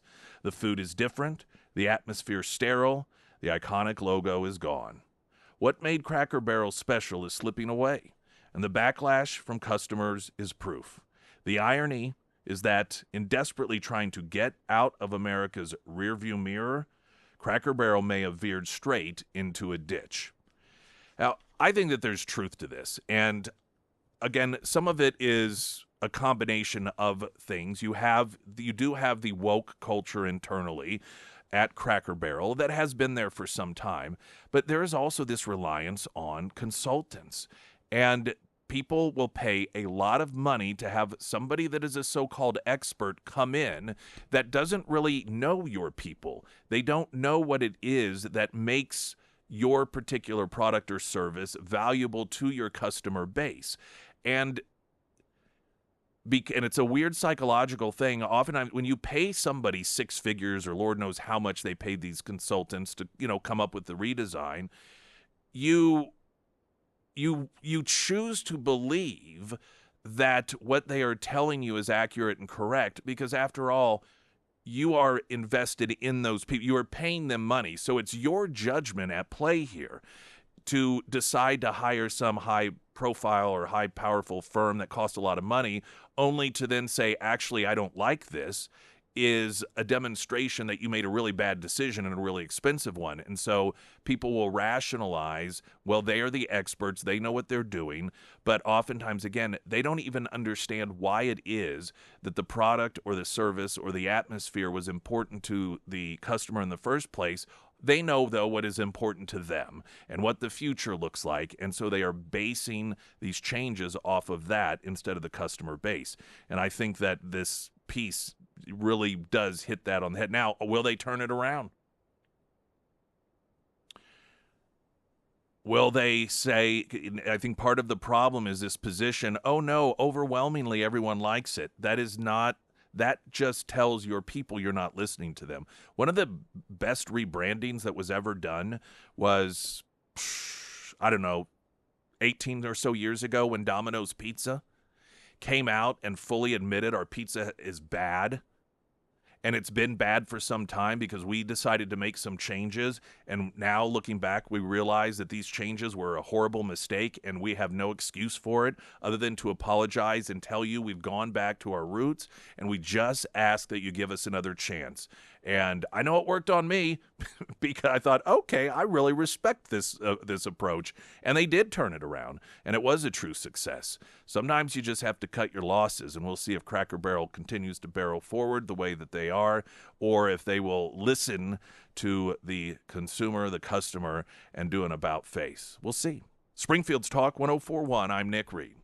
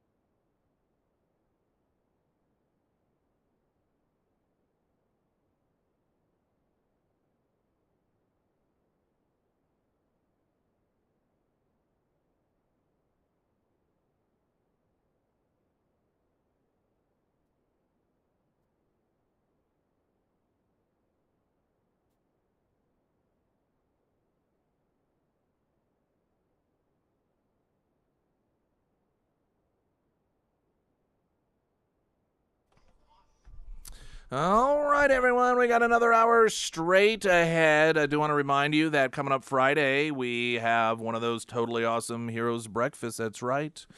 If you're a veteran, join us out at Scramblers on Friday, and you will get free breakfast between 6A and 9A. News in 60 seconds. I think I said that last break, but now it's news in 60 seconds.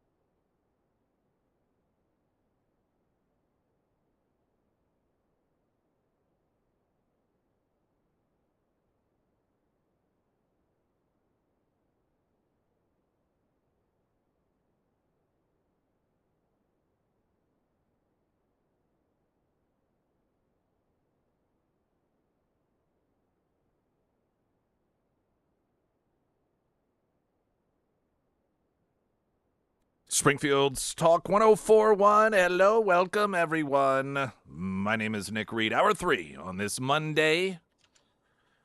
Have a new video up and posted on my Facebook page, my Nick Reed Facebook page. If you want to swing on over there, and you can see the beginning, middle, and end completion of the incredible outdoor living space created by Hunter Hardscapes and Outdoor.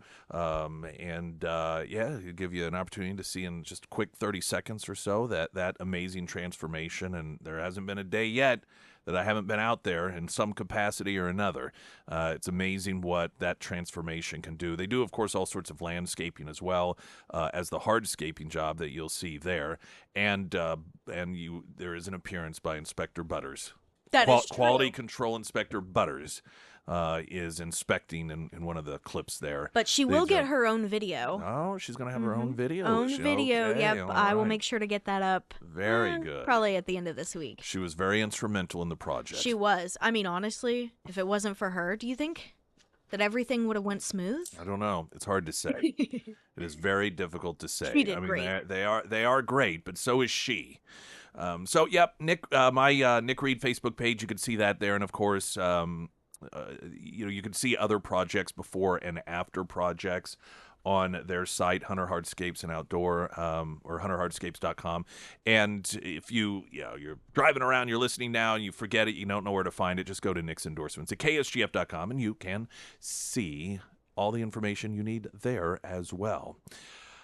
J.D. Vance sat down with NBC's Kristen Welker, and honest to goodness, I get torn as to whether or not it is a good idea to even give these networks any sort of time and attention, because it does validate them in some capacity, and it's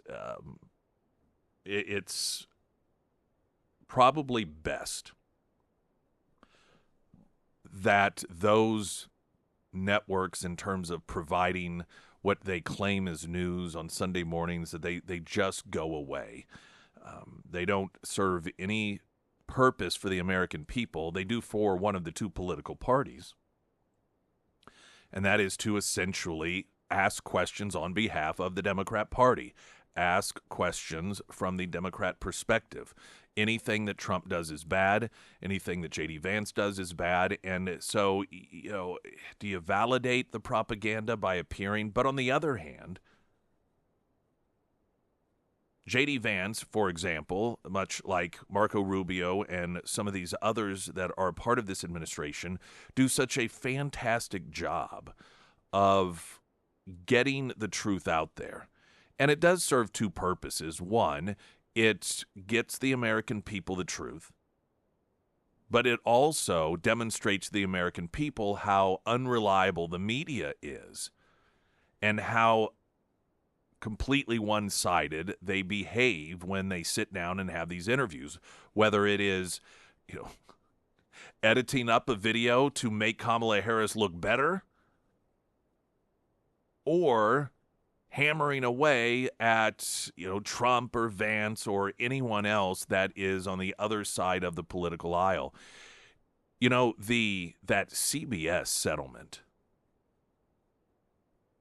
that came out, I think it was the CEO had noted that the real reason that settlement took place was to prevent, or what they hoped, 60 Minutes hoped, would prevent them from being forced to release video of an interview they did with Joe Biden, in which it is said that they did everything they could to help him along with that interview and just how bad it looked. And they were worried that if they continued to fight this thing, at some point that video might be forced to be released as well. So it was mostly just about trying to protect what was left of their reputation in the context of editing up interviews in order to help those they wanted to get elected into the White House, or to protect those that are on their side. All right, so we're going to get a check-in with the news here, and then what to expect weather-wise as it is much cooler. And then a couple of different bits of audio. Kristen Welker, of course, continuing the false narrative that somehow Russia is getting everything they want in these negotiations. And why is it that we're being so nice to Putin? And then redistricting, once again, coming at it as if Democrats have never done any of this gerrymandering. This is something invented by Donald Trump. And J.D. Vance dismantles that as well. Right now, the latest news.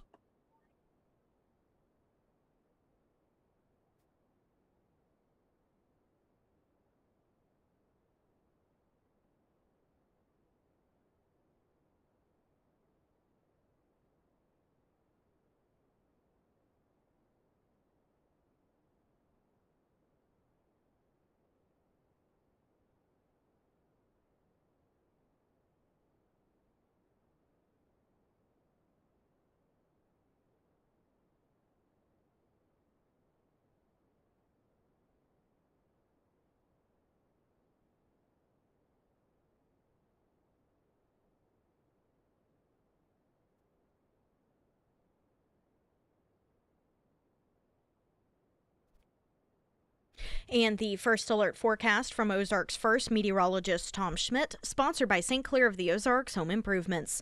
Today we'll see a 30% chance of showers throughout the day, otherwise mostly cloudy with a high near 72. Tonight partly cloudy with a low around 55. For your Tuesday, mostly sunny with a high near 82. And taking a look at Wednesday, partly sunny with a high near 81.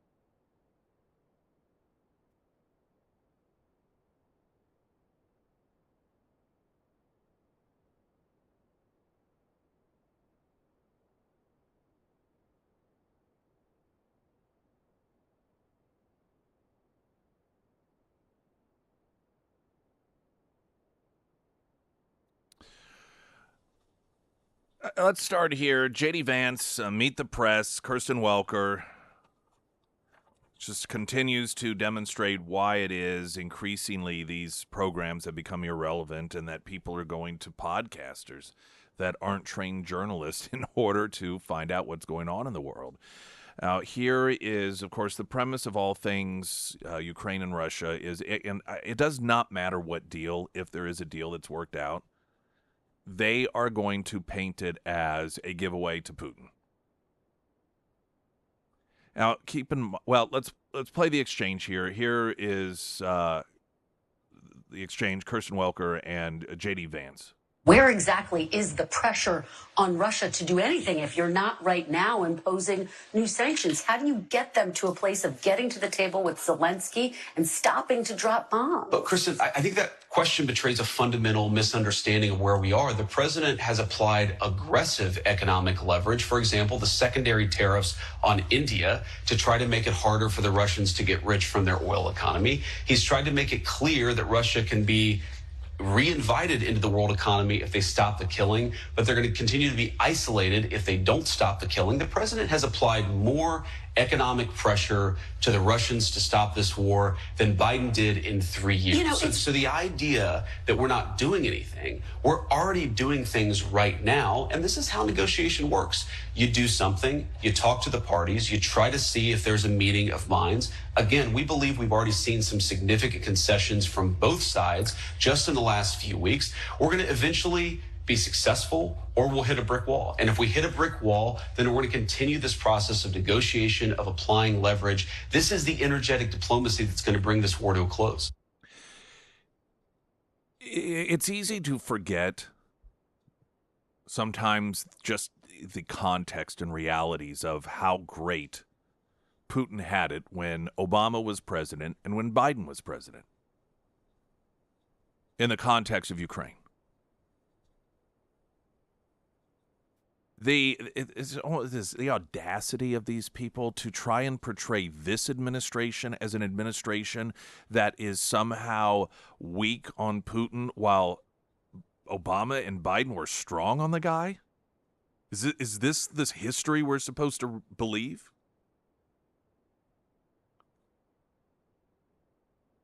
I mean, you could just go down through the list. The invasion of Ukraine during the Obama years, completely stealing away the Crimean Peninsula, and nothing was done.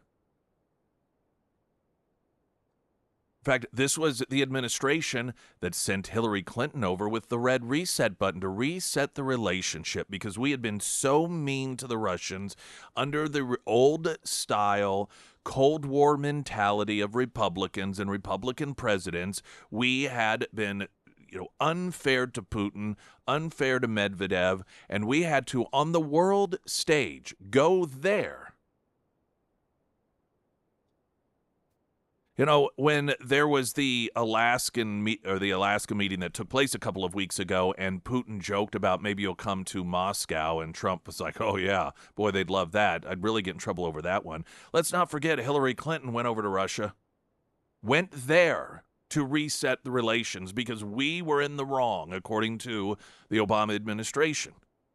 And we had to move away from dealing with people like Putin with a clenched fist, as Republican administrations have done, and instead go over with an open hand. And the response to that newfound gushing love that the United States was supposed to perform for Putin was Putin taking the Crimean Peninsula from Ukraine.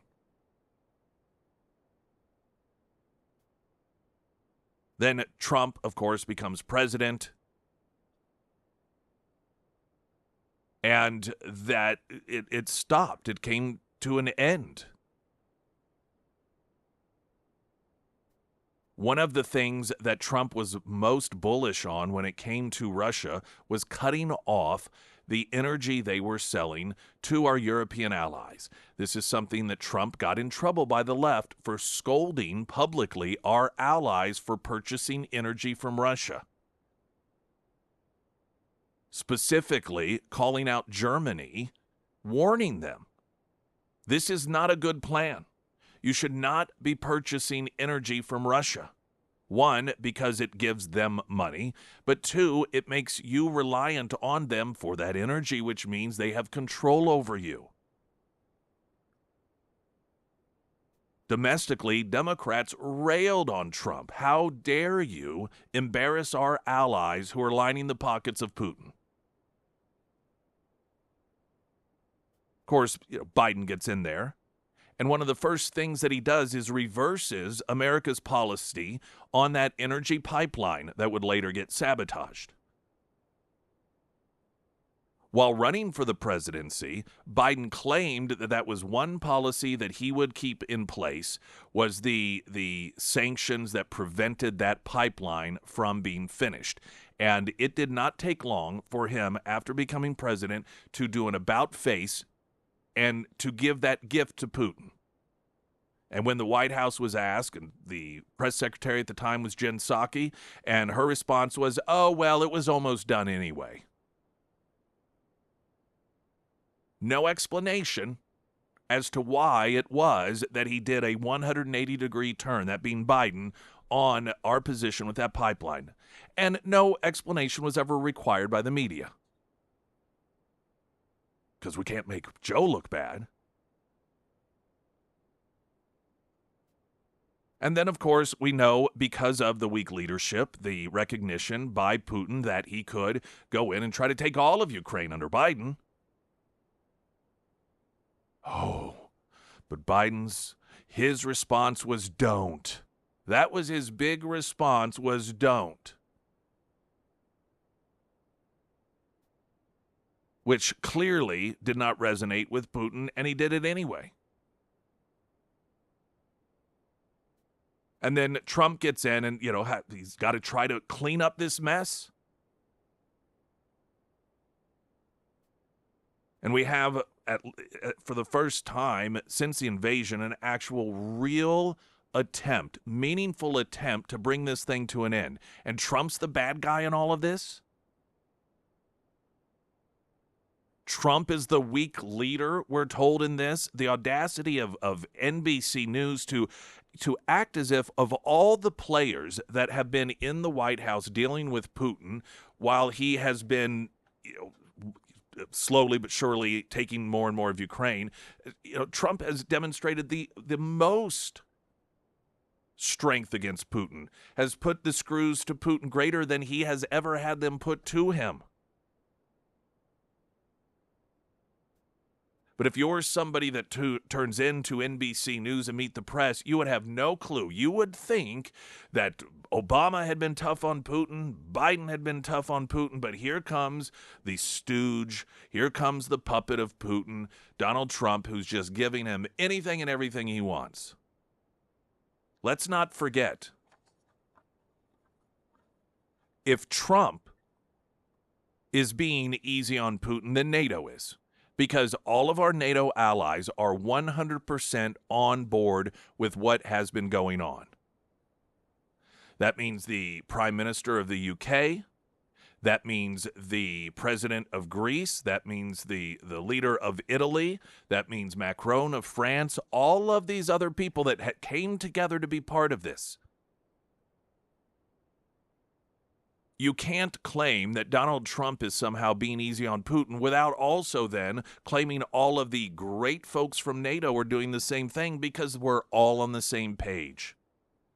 In fact, you can't find any corner in which there is greater praise for what Donald Trump is doing than our European allies, which is just another hilarious turn in all of this, given how we've been told that, we're an embarrassment to the world and all of these world leaders fear a Donald Trump. Yet it's a gush fest when you listen to those individuals talk about what Trump has managed to do just in the short time that he's been serving his second term as president regarding Putin and Ukraine.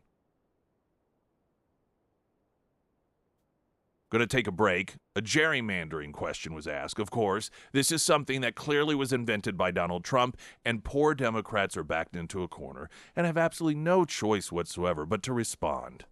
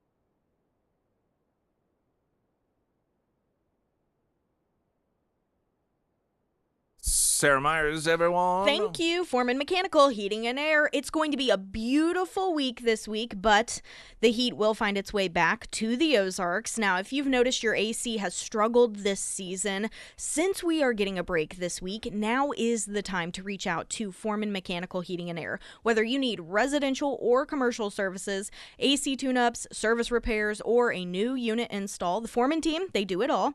The Foreman team, they also offer indoor air quality testing and also a 24/7 emergency line in case something pops up after those normal business hours. They are a great group to work with. I had them install my new unit a couple months ago now, and I couldn't be happier with their service. And they're also hiring, by the way. So if you are in the HVAC industry and you're just ready to make a change, Foreman, they can help you with that too. So if it is time to have the Foreman team out to your home, reach out to Russell today. You can find all of the contact information for Foreman Mechanical Heating and Air under the Sarah's Endorsements tab at ksgf.com.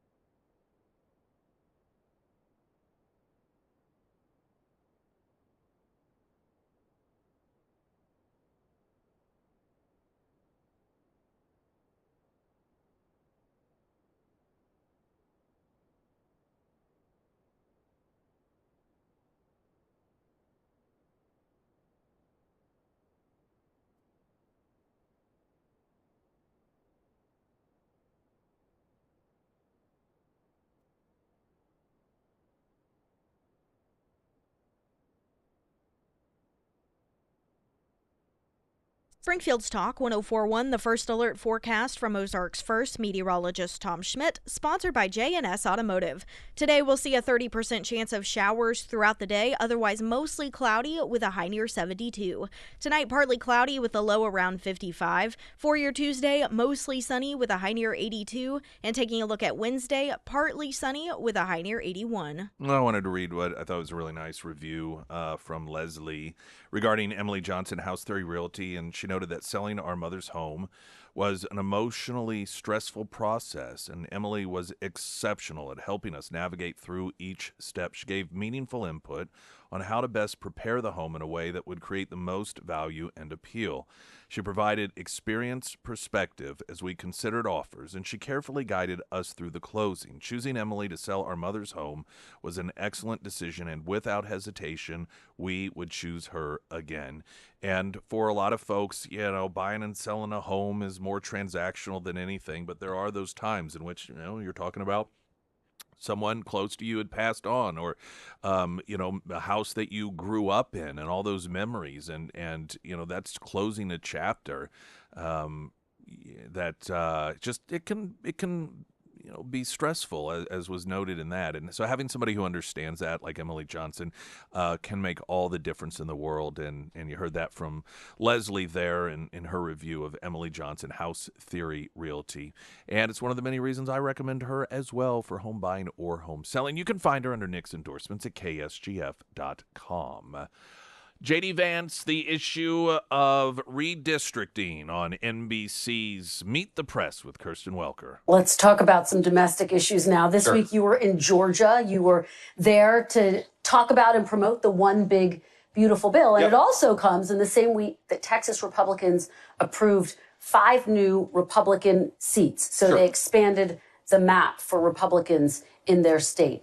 If President Trump's agenda is so popular, why do Republicans need to add additional seats to the map? Well, first of all, Kristen, you have to ask yourself, why have Democrats gerrymandered their states aggressively over the past 10 to 20 years? If you look, for example, at the popular vote in a lot of these states, and Massachusetts, where 32% of the residents of Massachusetts voted for Republicans, 0 Republican federal representatives. So we're not trying to all we're doing, frankly, is trying to make the situation a little bit more fair on a national scale. The Democrats have gerrymandered their states really aggressively. We think there are opportunities to push back against that, and that's really all we're doing. And yet, Mr. Vice President, you were able to win the House and the Senate in 2024. Why can't you do it again without adding additional But we had seats? But this is a very important question, Kristen. We had way fewer House seats than we should have. 1, if the Democrats hadn't aggressively gerrymandered, and 2, if illegal aliens weren't counted in the census for purposes of apportioning congressional seats.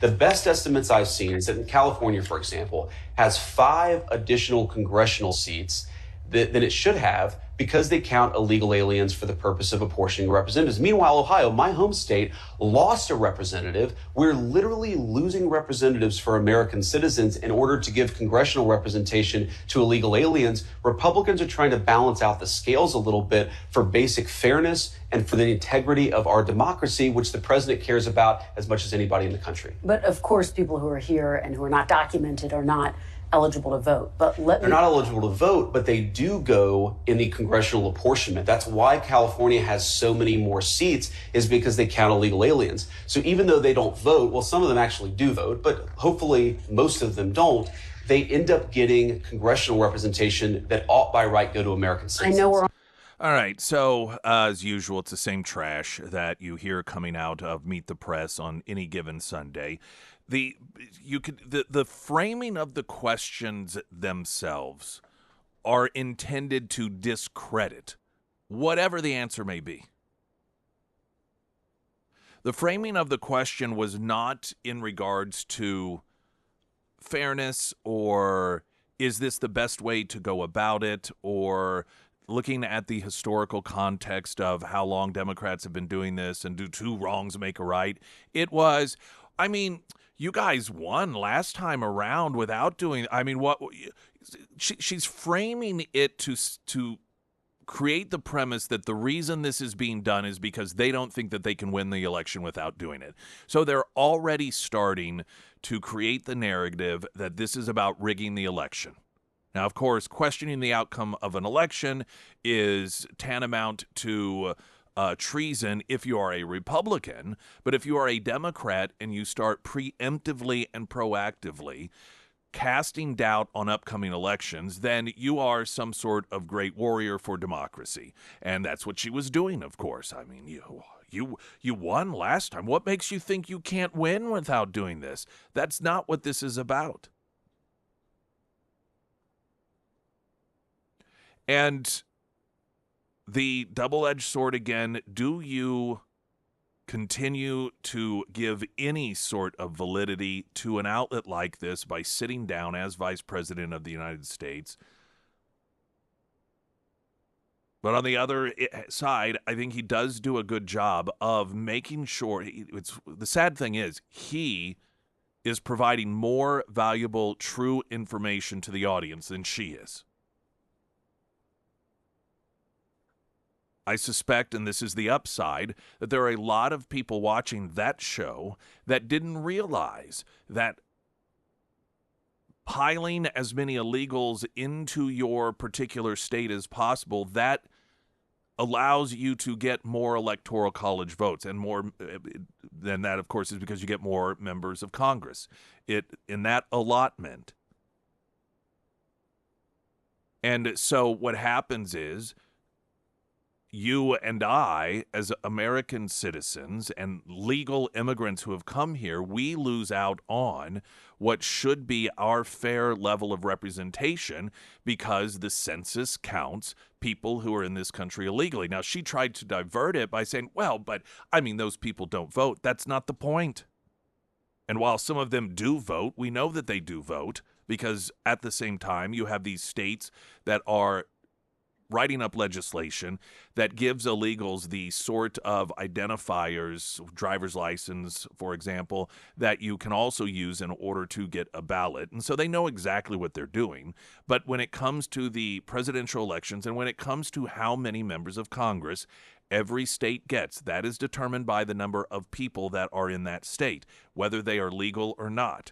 And that is one of the reasons that a number of states, and he listed the number as 5, that you get California that is padding, and any other state that welcomes in as sanctuary states, illegals coming in, they get to pad their numbers.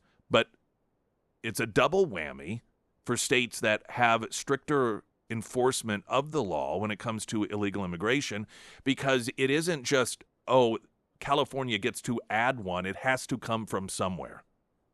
We put a cap on adding new members of Congress. That's how we used to do it. We just add a new one, add a new one, add a new one. And it got to the point where that was not reasonable to do any longer because at some point you're just going to have thousands and thousands of members of Congress. And so whenever a state like California gains one, that means that it has to come from somewhere. And that's a real ripoff.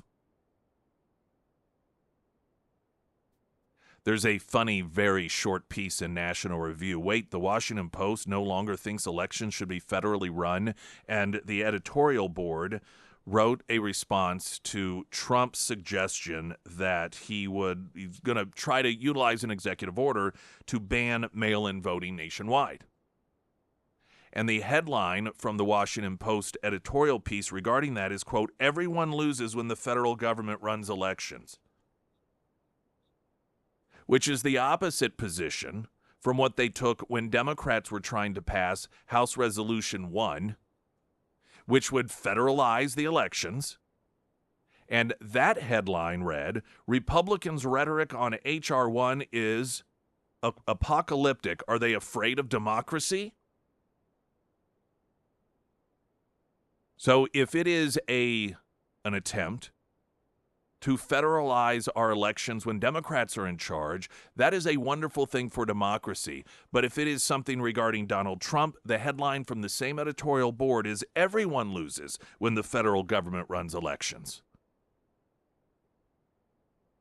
These people have no sense of truth,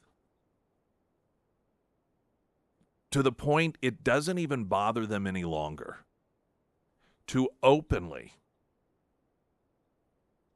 make the exact opposite point, take the exact opposite stance based on which party is in the presidency or which party is in charge. And so when it comes to federalizing elections, Democrats want to do it. It's wonderful. It's fantastic. Republicans are pitching a fit over nothing. But Trump talks about doing it in order to potentially make the vote more secure by banning mail-in voting. And that is a danger to democracy. That is awful, and everybody loses. Same Washington Post. Springfield's Talk 104.1. I'm Nick Reed.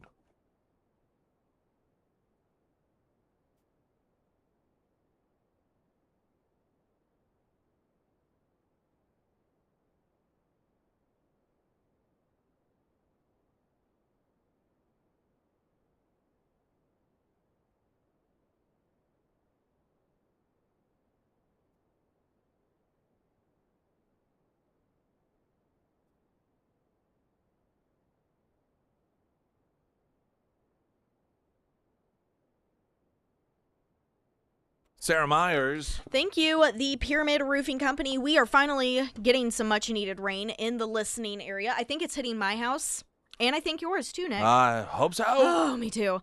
But rain that can open up, some for drips, leaks, yellowing on your ceiling. If you experience that this week, don't stress. Call Josh with the Pyramid Roofing Company. The Pyramid team, they offer emergency tarping services, and they also offer free roof inspections. They check everything from your skylights, around your chimneys, the vents, and they even get inside of your attic and check your decking as well. And then they can work with you through that insurance process. So everything that needs to be covered gets covered. So whether you need a whole new roof or just a simple roof repair, residential or commercial roofing services, or even metal roofing services, the Pyramid Roofing Company, they are your go-to guys for all of your roofing needs. You can reach out, schedule that free roof inspection today, and you can find all of the contact information for the Pyramid Roofing Company under the Sarah's Endorsements tab at ksgf.com. Back to gas. School districts revert to diesel because Biden's electric buses can't be repaired. Lion Electric, which received $159 million of your tax dollars to manufacture electric buses, has fallen into bankruptcy and failed to deliver $95 million worth of buses. This is just an absolute perfect example of government at work, artificially attempting to prop up an industry that they claim is going to be the absolute future, but when not propped up by government force taking your dollars away from you, they fall apart. The Biden administration awarded Canadian electric bus maker Lion Electric $159 million to manufacture 435 school buses between 2022 and 2024. Can we just stop right there and note the different approach between America First Donald Trump and Joe Biden that took almost $160 million of our tax dollars to help out a Canadian electric bus company?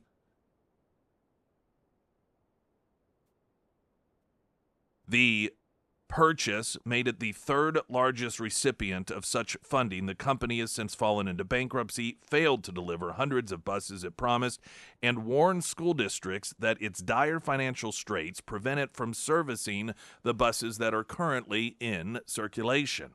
As a result, many of the school districts going back to diesel. The Washington Free Beacon reported earlier this year that Lion, then nearing bankruptcy, had yet to deliver $95 million worth of electric buses it pledged to produce as part of the Biden administration's $5 billion Clean School Bus program. Since then, Lion was sold for just $6 million during bankruptcy proceedings after being valued at $4.7 billion as recently as June of 21. The company also permanently shuttered multiple manufacturing plants, fired the majority of its employees, and told consumers that it can no longer honor warranties and purchase orders in the United States. Lion's dramatic fall from grace marks one of the most apparent failures stemming from Democrats' green energy agenda, particularly as school districts turn back to the diesel-powered vehicles the Clean School Bus program was designed to phase out. All of our contracts with Lion that we worked so closely with to ensure the project's success have all been fired. Mike Leskowich, superintendent of the Homer Community School District in southern Michigan, told the Free Beacon, "We're going to keep our electric fleet on the road for as long as possible. Eventually, however, we will return to diesel, as the cost of the vehicle is far less than electric." Leskowich, whose district received $2.8 million in federal funding to procure 7 Lion buses in 2022, added that Homer schools have started sourcing their own parts to repair their buses. He told the Free Beacon that it does hurt that the bus's warranties are no longer valid. Charlie Butler, superintendent of the Madison Parish School District in northern Louisiana, said the 14 Lion buses his district received are still new, but he is struggling to find companies that can repair them. Some of the issues do require funding, which we are managing at the time, Butler told the Free Beacon. Established by Democrats' 2021 infrastructure bill, the Clean School Bus program emerged as one of the Biden administration's signature climate initiatives. Then Vice President Kamala Harris asked when promoting the program in 2022, "Who doesn't love a yellow bus, right? It's part of nostalgia, a memory of the excitement and joy of going to school, to be with your favorite teacher, to be with your best friends, and to learn. The school bus takes us there." Climate activists have advocated for school districts to transition from their diesel-powered bus fleets to electric ones to reduce greenhouse gas emissions. Electric buses, however, are prohibitively expensive for most districts. They cost more than $350,000 per bus on average, whereas new diesel-powered buses typically cost around $100,000, according to environmental think tank Resources for the Future. They also require districts to invest in high-powered charging infrastructure and new training for drivers. Several districts across the country have completely removed their Lion buses from service over mechanical and safety concerns. A superintendent for a Midwest school district told industry publication Clean Trucking the district's buses could not heat up in cold weather, lost steering and braking ability at times, had defective frames, and regularly displayed error messages that forced drivers to reset the vehicles. Quote, "The buses do not run for more than a month before needing more repairs," said Colleen Souza, assistant to the superintendent of Winthrop Public Schools in Maine, telling Clean Trucking. School officials whose districts have not received the Lion buses the Biden administration had promised them are losing hope that their vehicle will ever arrive. Why would you hope that these vehicles would arrive? That's my question. Dawn Wallace, superintendent of the Ohio Valley School District in Adams County, told the Free Beacon, "We've not received any of the buses. At this point, we're not really hopeful that we will. We'll maintain our diesel-powered fleet and, yes, continue to purchase those in the future," said Jason Stabler, superintendent of the Bureau Valley School District in Manlius, Illinois. "The situation remains unresolved at this time, and we're currently waiting to see how it will be addressed and resolved by the court system." Environmental Protection Agency spokeswoman Bridget Hirsch told the Free Beacon in a statement that the agency is actively monitoring Lion's bankruptcy proceedings and evaluating all options. She referred the Free Beacon to the Department of Justice for further questions. Travis Fisher, Director of Energy and Environmental Policy Studies at the Cato Institute, told the Free Beacon that the problems Lion's situation presents were a predictable consequence of the Biden administration policies. Quote, "For anyone who thought the transitions to EVs would be easy or even profitable, this is yet another example that perhaps there will be larger bumps in the road." This, again, perfect example of government at work. Springfield's Talk 1041, I'm Nick Reed.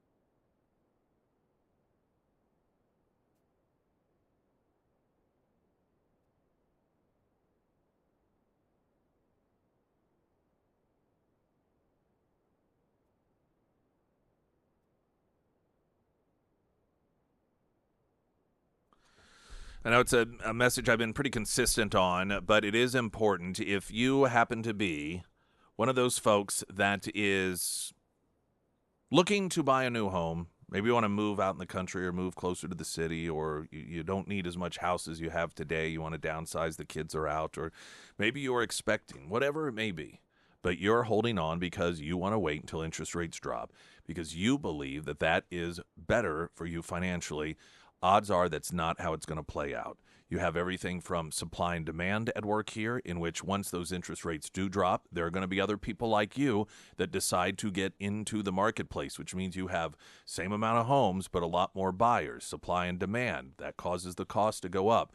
The knowledge also that you have a lower interest rate means you can borrow more money to make those monthly payments, and that is something that people selling their home recognize as well. So the ability of consumers to purchase more money or to borrow more money, and more consumers fighting for the same number of houses out there, all indicate increased prices. On the flip side, if you do it now with a higher than you want interest rate, then interest rates come down.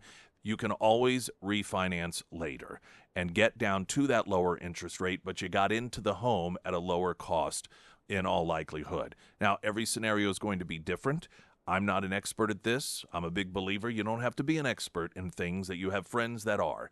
And that's where the Carrickers come in, Alex Anthony Carricker and their team, and they can answer any questions that you have as well at iwantagreathomeloan.com. The Jeffrey Epstein, Ghislaine Maxwell situation is further evidence that Democrats always complain about everything, and they don't ever actually want what it is that they claim that they want. They just want to make it seem as if they want something that is good and righteous, and there is a roadblock to it, and that roadblock are the Republicans or Donald Trump. And, you know, these are people that you all know have forever and a day ignored Epstein because it was largely assumed and believed for legitimate reasons that those individuals caught up in this sort of behavior in all likelihood were lefties, Bill Clinton, of course, being one of them. Then whenever Pam Bondi had made the big announcement, of course, about releasing all of this information, and then there really wasn't any new information. One of the only smart things that Democrats have done, though it's dishonest, but as of late, politically speaking, is to try and make it look like Trump was trying to hide something. And when you have a dishonest media on your side, that's fairly easy to do. Most people, and you see a lot of these lefties running around out there, and they're like, release the Epstein file. Well, there have been court case after court case after court case in which the Trump administration has tried to have grand jury testimony released regarding some of these cases, but judge after judge after judge, Democrat judges, by the way, have blocked the release from occurring. Now, of course, that's not one would think is happening if they get their media, their news from the mainstream media, because they give the impression that Trump is the one that is trying to hide this stuff, when it's his administration that has been pushing to get it released, but judges block him at every turn. In addition to that, so the one thing that they were able to do is, all right, fine. We'll go chat, send the Department of Justice over to Ghislaine, get as much information we can out of her as possible. Let's interview her and see what we can get. And then they released it. Well, now we're outraged that this information was released. We're outraged. How could you do this to the victims? How could you, when so many of these victims, you know, they recognize that Ghislaine was arguably, some argue that she actually was the puppet master of all of this, and that Epstein wasn't the true big boss. It was actually her. But that aside, she clearly, in her capacity, was knee-deep in all of this horrifically illegal activity. Well, now it's being portrayed as giving her some sort of voice, making her look as if, you know, perhaps she's somehow sympathetic. And how could the Trump administration do something as awful as release these transcripts? And so here, again, the same people who are demanding information be released, and because the information is not being released, it's proof that Trump is trying to hide something. And then the moment that the administration does release something related to Epstein and Ghislaine Maxwell, how could you do that? That's horrible. That's awful. What sort of psycho person are you? It's just the standard, typical hypocrisy from the left. Ghislaine does believe that Epstein was killed, suggesting that his death resulted from Bureau of Prison mismanagement. And she doesn't believe that he killed himself. That's part of what was revealed. And also that there was absolutely nothing whatsoever that she ever saw Trump do. But the thing of it is, you know, If she had, here's the thing. People on the left are saying, well, obviously you can't believe her. But if she had said something to the contrary, if she had said, oh, yes, Trump was on the island all the time, do you think the Democrats and the media would be dismissing it, saying, well, you can't believe her? I think we know the answer to that.